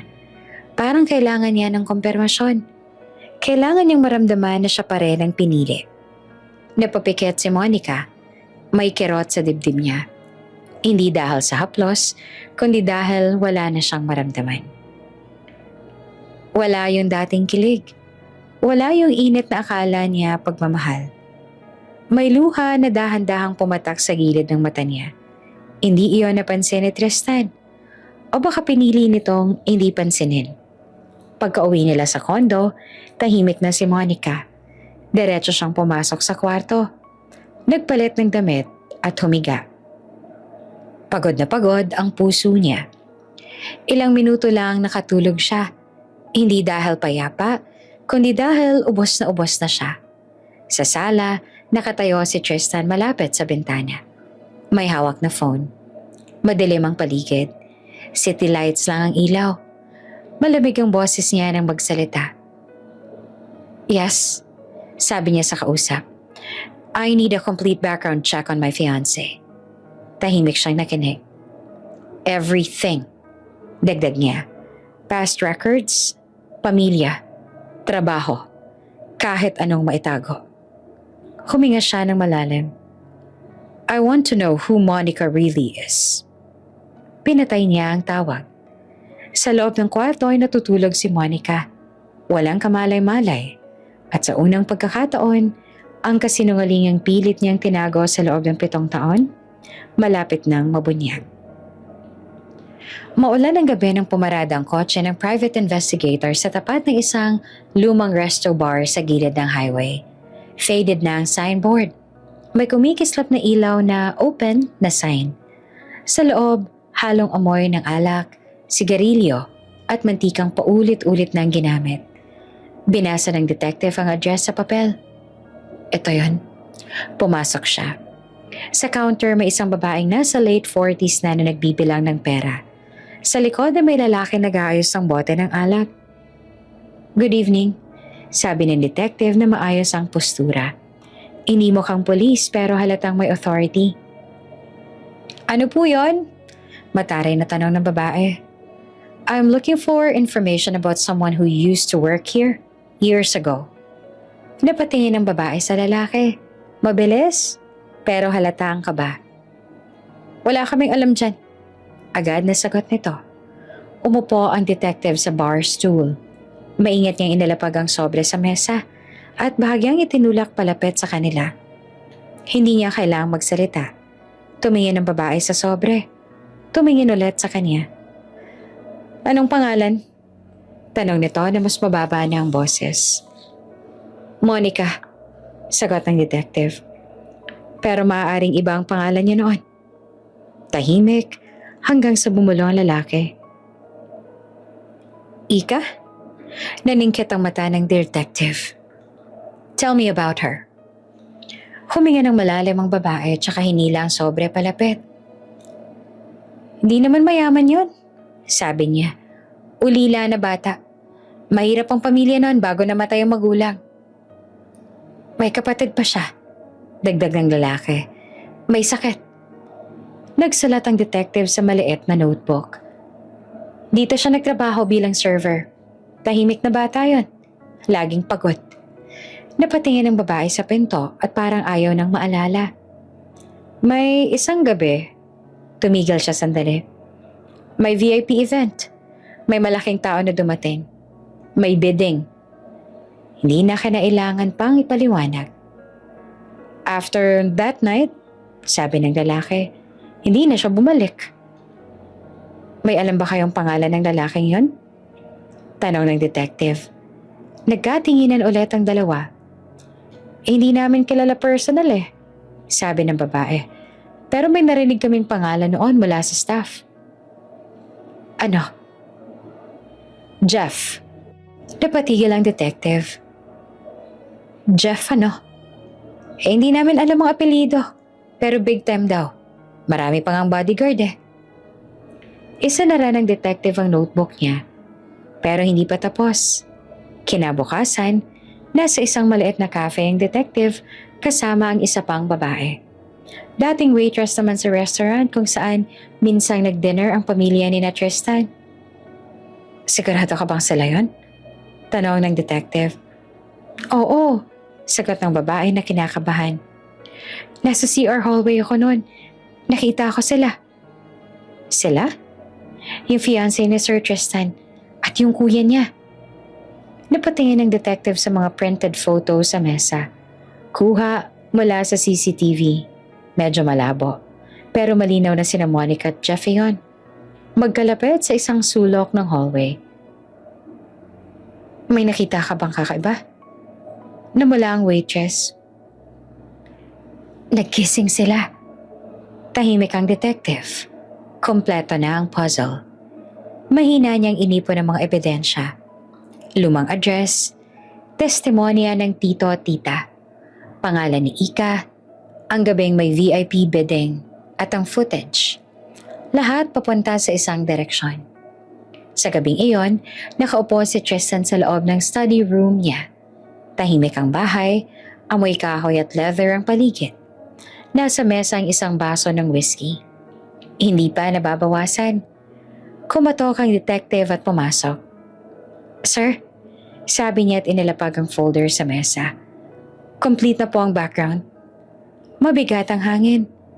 Binuksan ni Tristan ang folder. Unang page, larawan ng resto bar.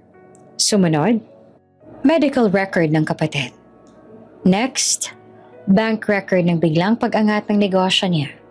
At huli, mga larawan. Still shots mula sa CCTV. Si Monica at si Jeff. Magkalapit, magkahawak. Nag-kiss. Parang may sumabog sa ulo ni Tristan. Hindi, bulong niya. Pero malinaw ang larawan. Walang pwedeng itanggi. Sir, maingat na sabi ng detective. Hindi siya sumagot. Nakatitig lang siya sa mga letrato. Parang hindi niya kilala ang babaeng kasama niya sa iisang bahay. Parang hindi niya kilala ang kapatid niyang pinagkatiwalaan niya noon. Dahan-dahan niyang isinara ang folder pero hindi na mababalik sa dati ang lahat. Kasi ngayon, alam na niya.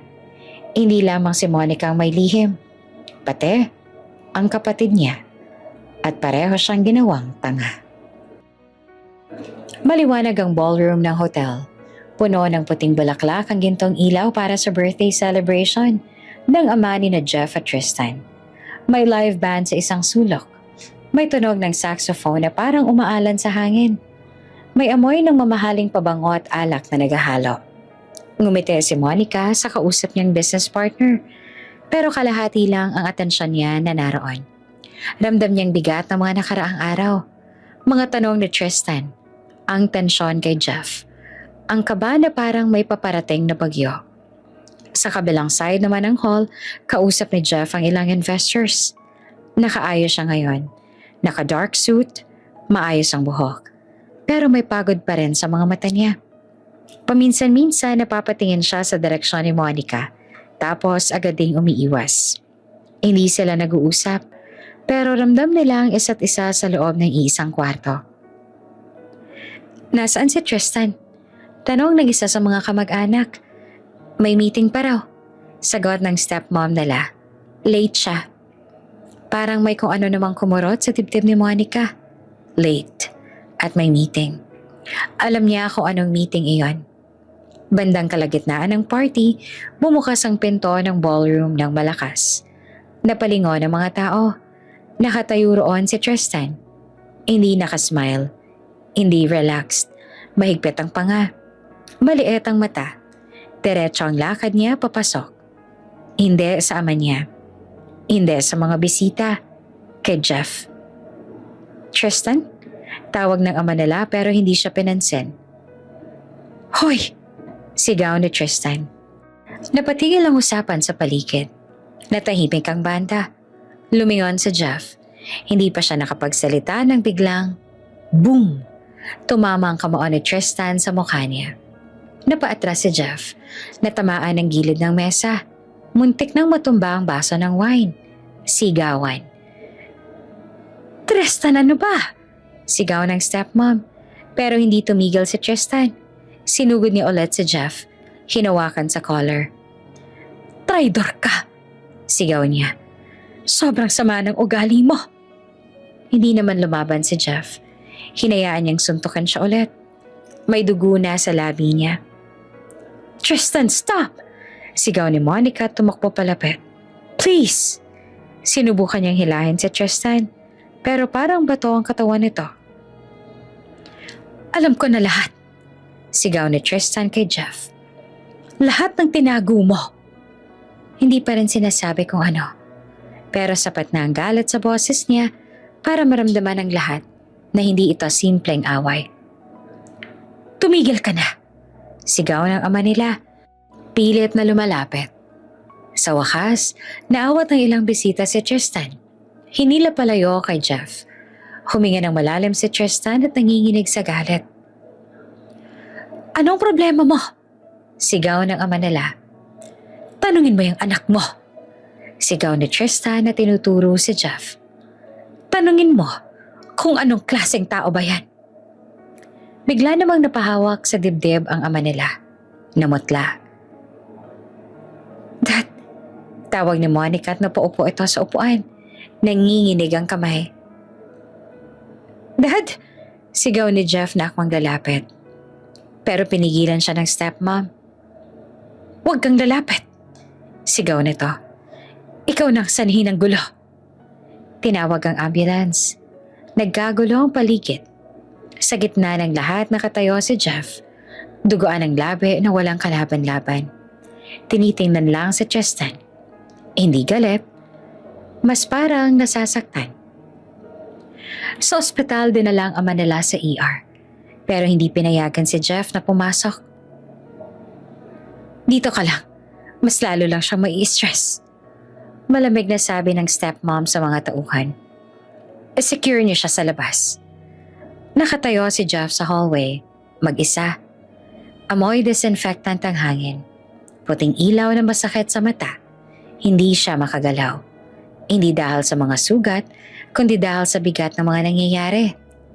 Sa kabilang side ng ospital, magkatabi naman sina Tristan at Monica. Tahimik si Tristan, pero halatang galit pa rin. Nanginginig ang kamay niya.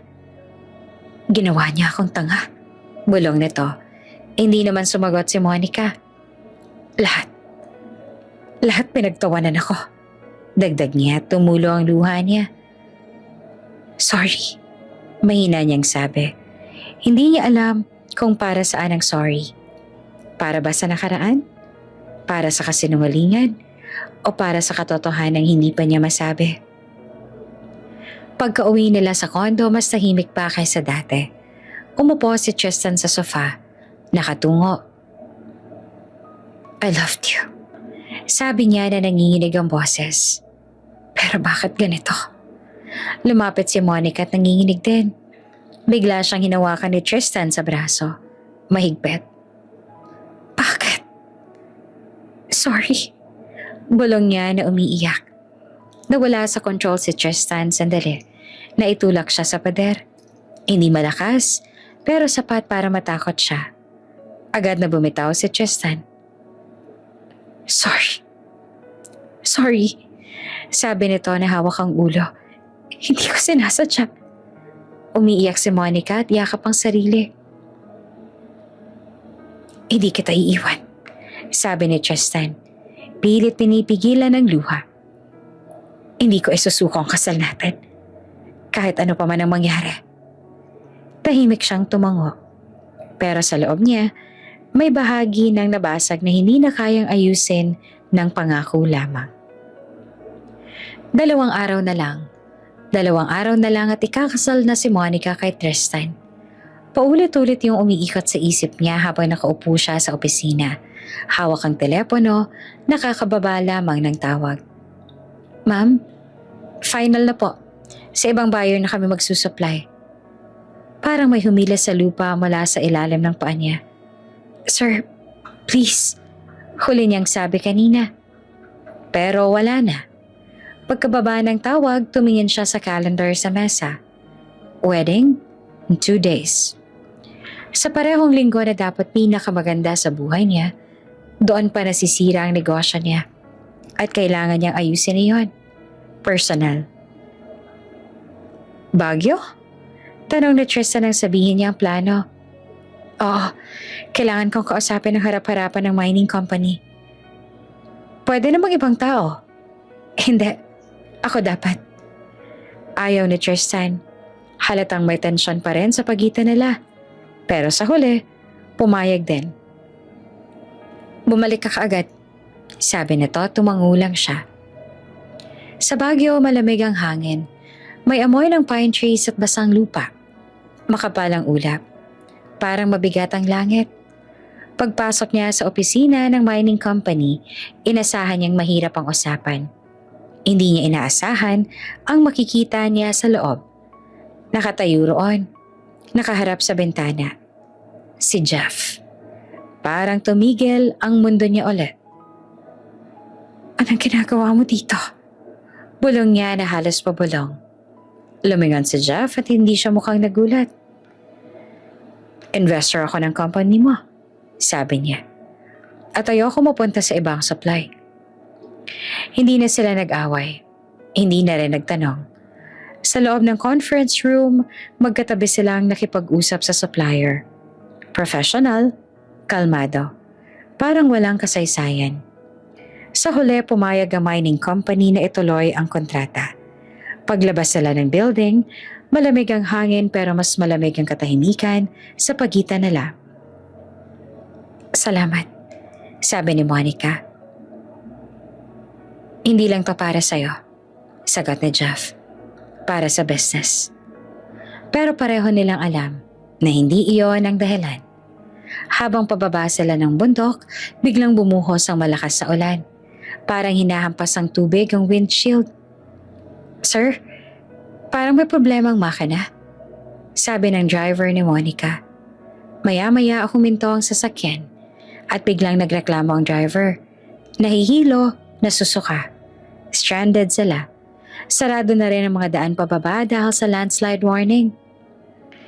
Sumama ka na sa akin, sabi ni Jeff. May SUV ako sa likod. Wala siyang choice. Sa daan, sunod-sunod ang mga sasakyan na humihinto. Maraming taong naghahanap ng matutuluyan. Sa unang hotel, punuan. Sa pangalawa, punuan. Sa pangatlo, may isa pang kwarto.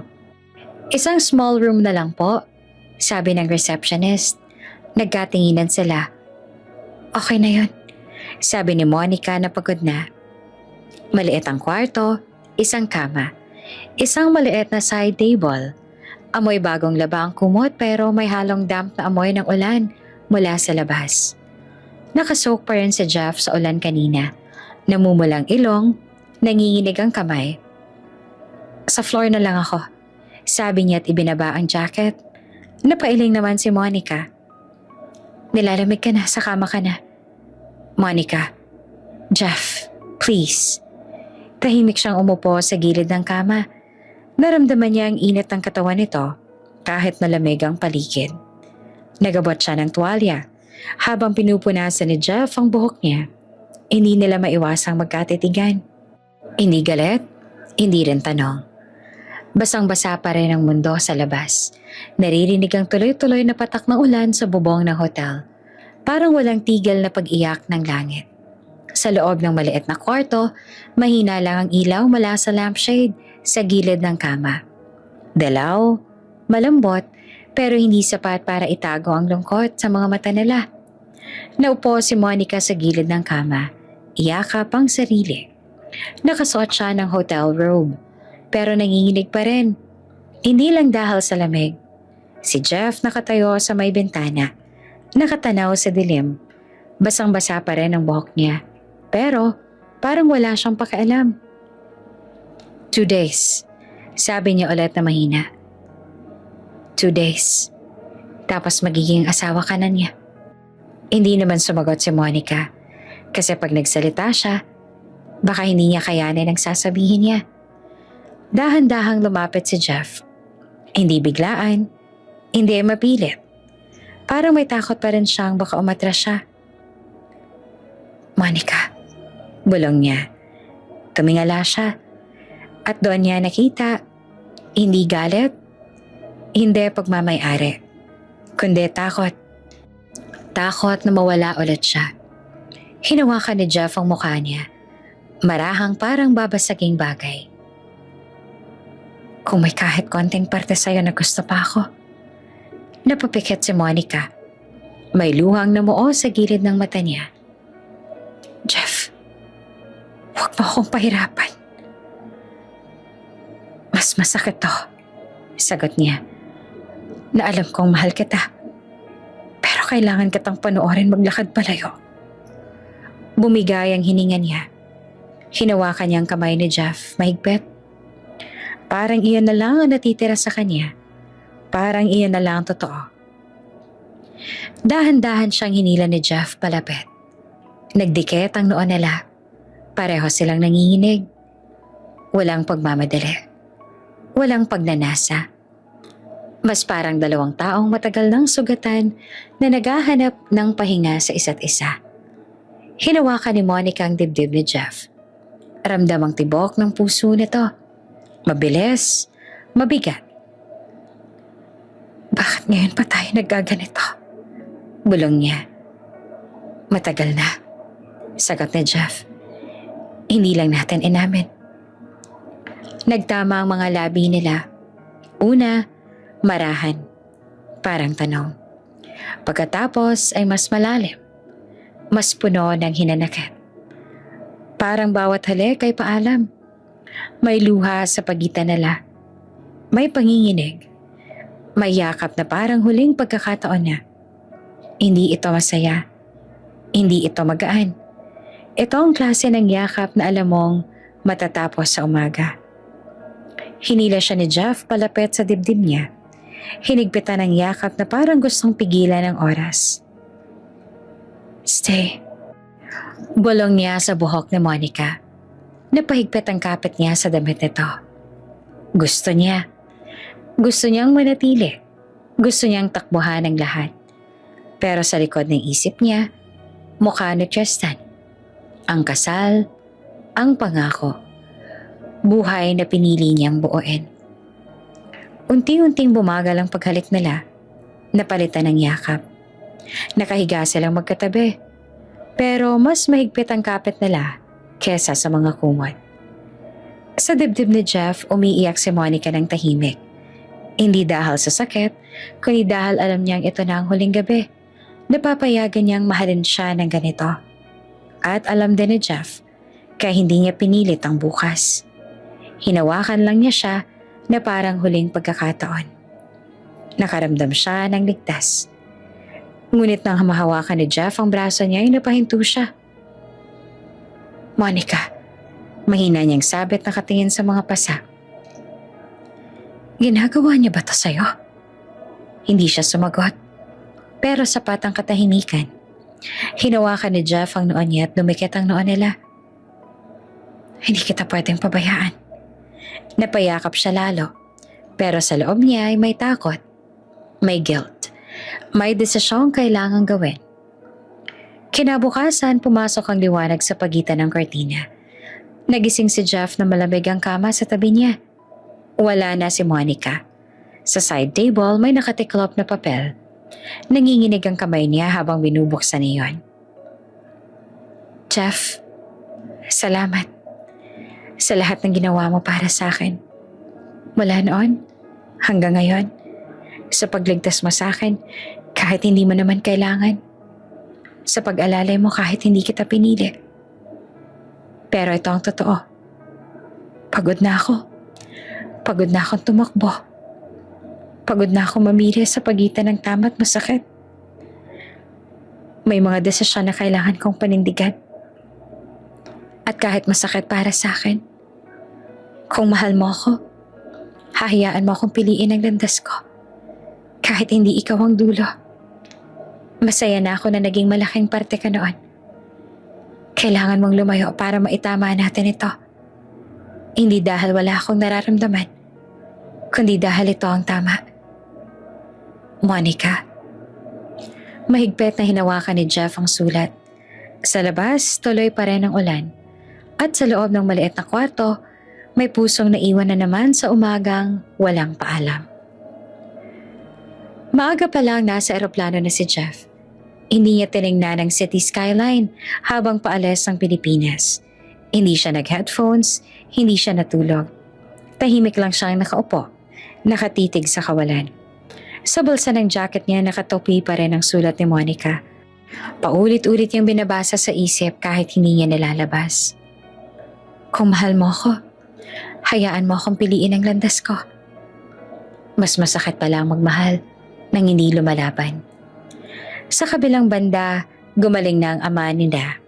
Nakalabas na ng ospital at ngayon ang araw na ang kasal na Tristan at Monica. Punong-puno ng media ang simbahan. May mga camera, mga reporter sa labas. May mga social media live streams. Society Wedding of the Year, sabi ng isang host sa TV. Sa Singapore, sa loob ng isang private hospital room, tahimik ang paligid. Amoy antiseptic at bagong labang hangin. Malinis, maputi at malamig. Nakahiga si Jeff sa hospital bed. Nakakabit sa makina ng dialysis. May tubo sa braso niya. Dahan-dahang umiikot ang dugo papunta sa makina. Sa tapat ng kama ay may TV. Live coverage ng kasal. Naka-close up ang simbahan. Ang mga bulaklak, ang red carpet. Hindi siya dapat nanonood, pero hindi niya mapigilan. Lumabas si Monica sa kotse sa screen. Nakaputing gown, mahabang train, mukha siyang perpekto. Napapikit si Jeff. May kirot na hindi kayang tapatan ng kahit anong sakit sa katawan. Pinatay niya ang TV. Hindi niya kaya. Napabuntong hininga siya at napahawak sa dibdib. Duwag. Bulong niya sa sarili. Kung hindi ako umalis noon. Kung hindi siya umalis ng umagang yon, 7 taon na nakalipas, kung nilaban niya, kung hinanap niya, kung hindi niya piniling mawala. May luhang dahan-dahang pumatak sa gilid ng mata niya. Tahimik lang. Walang nakakaalam. Maliban sa isang tao. Sa Pilipinas ay nasa hotel suite si Tristan. Naghahanda para sa kasal. Nakasuit siya pero walang karaniwang excitement sa mukha niya. May kumatok sa loob ng dibdib niya na hindi niya maipaliwanag. Biglang tumunog ang phone niya. Marco calling. Kaibigan ni Jeff. Hello? Sagot niya na medyo iritado. Busy ako. Alam ko. Sabi ni Marco sa kabilang linya na seryoso ang boses. Pero kailangan mong marinig to bago maglakad papunta sa altar. Napakunot ang noo ni Tristan. Anong drama to? Si Jeff. Napatigil siya. Ano namang tungkol sa kanya? Nasa ospital siya ngayon. Sa Singapore. Parang may malamig na tubig na ibinuhos sa ulo ni Tristan. Ano? Bakit? Tahimik sandali si Marco. kasi bumigay ng natitirang kidney niya. Hindi agad pumasok sa isip ni Tristan ang ibig sabihin. Kidney? Hindi mo ba alam? Alam mo ano? Humingi ng malalim si Marco. Si Jeff ang nag-donate ng kidney sa'yo nung bata pa kayo. Parang binasag ang mundo ni Tristan. Hindi siya makapagsalita. Na-confine ka noon. Severe kidney failure. Kailangan ng transplant. Hindi match ang parents niyo. Si Jeff ang match. Umikot ang kwarto. Hindi. Hindi totoo yan. Tanungin mo ang daddy niyo. Sabi ni Marco. Ayaw nga niyang payagan nun kasi hereditary ang sakit. May risk na bumigay din ang kidney ni Jeff pagtanda. Tahimik ang kabilang linya. Pero ginawa pa rin niya. Dagdag ni Marco. Sabi niya, mas kaya niyang mawala kaysa ikaw. Napaupo si Tristan sa kama. Biglang bumalik ang mga alaala. Hospital room, tubes, iyakan. Pero bata pa siya noon. Hindi niya alam kung sino ang nagligtas sa kanya. Bakit? Bakit hindi niya sinabi? Bulong niya. Hindi niya ugaling manumbat. Sagot ni Marco. At mas lalo siyang tumahimik nung nagsimulang siraan siya sa'yo ng nanay mo. Nanlaki ang mata ni Tristan. Mga alaala noong bata pa sila. Palaging may sinasabi ang nanay niya. Masama yung kuya mo. Inggit yan sa'yo. Gusto ka niyang malagpasan. Pinaniwalaan niya. Unti-unti siyang lumayo kay Jeff. Hanggang sa naging formal na ang relasyon. Hanggang sa puro na lang kompetisyon ang natira. Hindi lang yan, sabi ni Marco. May mas malala pa ba? Paos na tanong ni Tristan. Naalala mo ba nung high school? Yung mga bullies na nananakit sa'yo sa parking lot? Oo. 3 lalaki. Mas malaki sa kanya. Biglang may sumuntok sa isa. Nagkagulo at umalis ang mga bully. Hindi niya nakita kung sino ang tumulong. Si Jeff yun, sabi ni Marco. Na-hospital pa nga siya nun kasi 3 ang kalaban niya. Parang may bumara sa lalamunan ni Tristan. Bakit? Bulong niya. Dahil kuya mo siya, sagot ni Marco.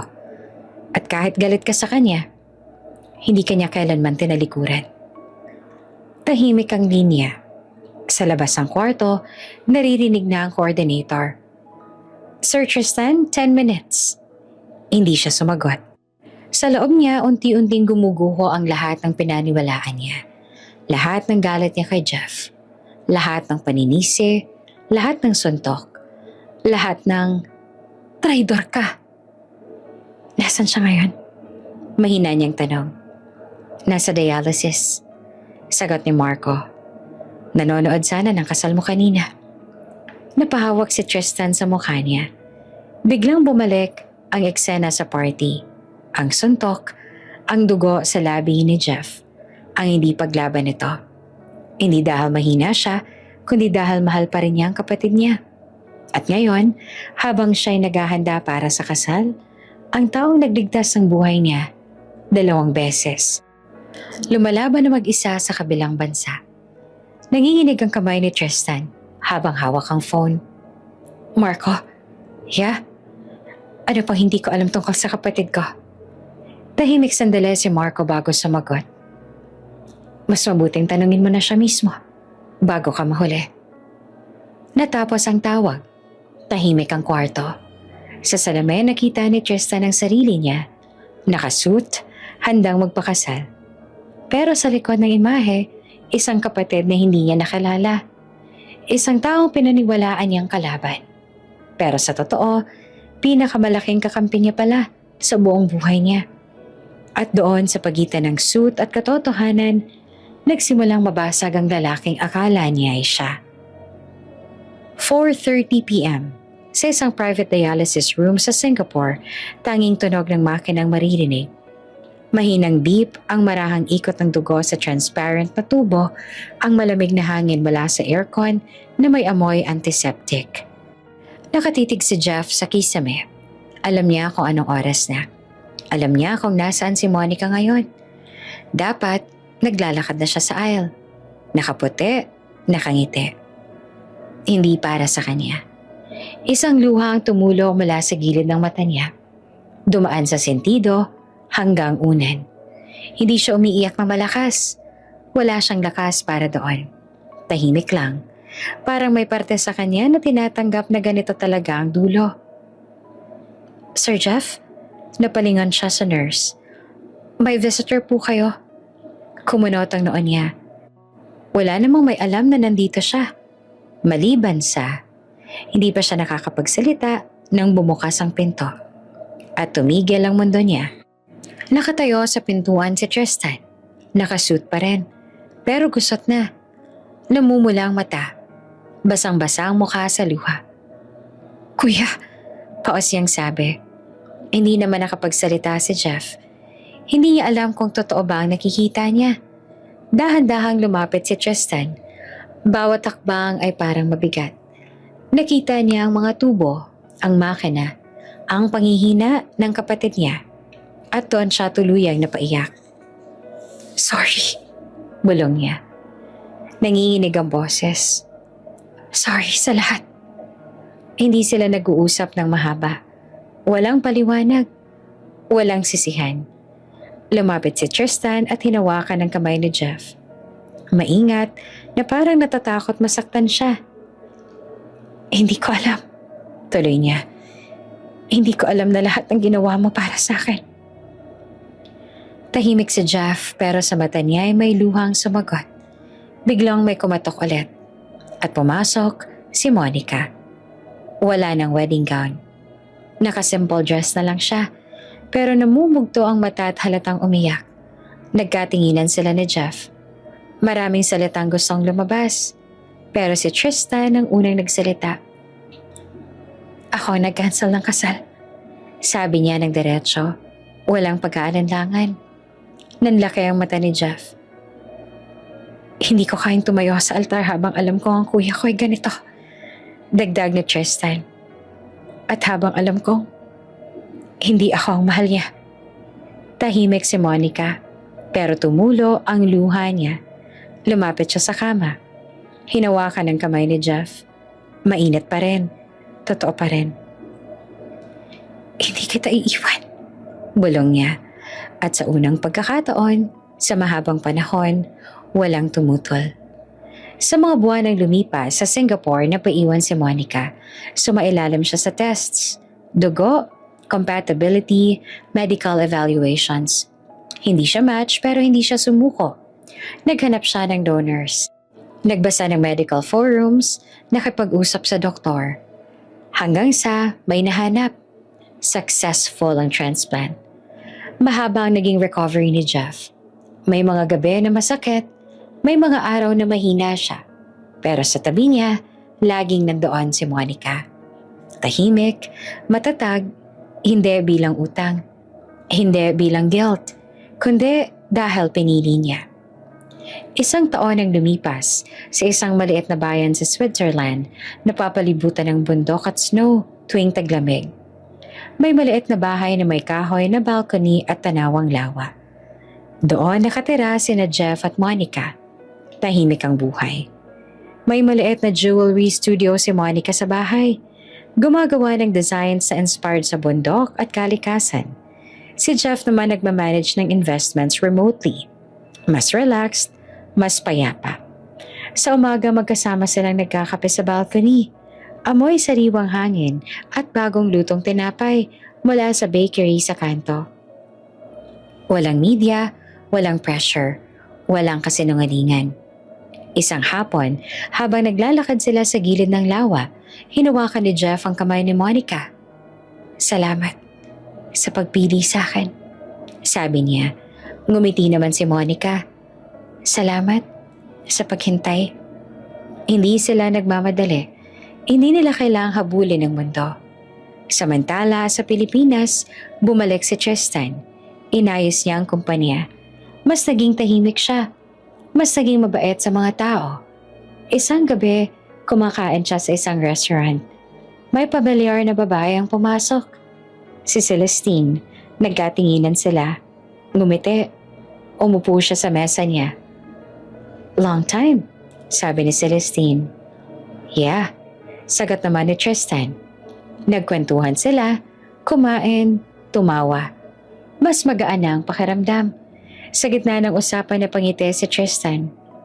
Alam mo, sabi niya na medyo nahihiya. Bakit hindi na lang kaya tayo? Napatawa si Celestine. Grabe ka, sabi niya pero may pamumula sa pisngi. Nagkatinginan sila. At sa unang pagkakataon, pareho silang hindi nasasaktan. 5 years later sa Switzerland. Taglamig, nakasnow ang bubong ng bahay. Sa loob mainit ang fireplace. May maliit na batang babae na tumatakbo sa sala. Hawak ang kahoy na laruan. Daddy! Sigaw niya't ngumiti naman si Jeff habang binubuhat siya. Sa sofa nakaupo naman si Monica at pinapanood sila. May hawak na mainit na tsokolate. Tahimik ang buhay pero puno. Hindi perpekto pero totoo. At sa labas ng bintana patuloy ang pagbagsak ng snow. Parang paalala na kahit gaanong kalamig ang mundo minsan, may mga pusong handang magpainit sa isa't isa hanggang dulo.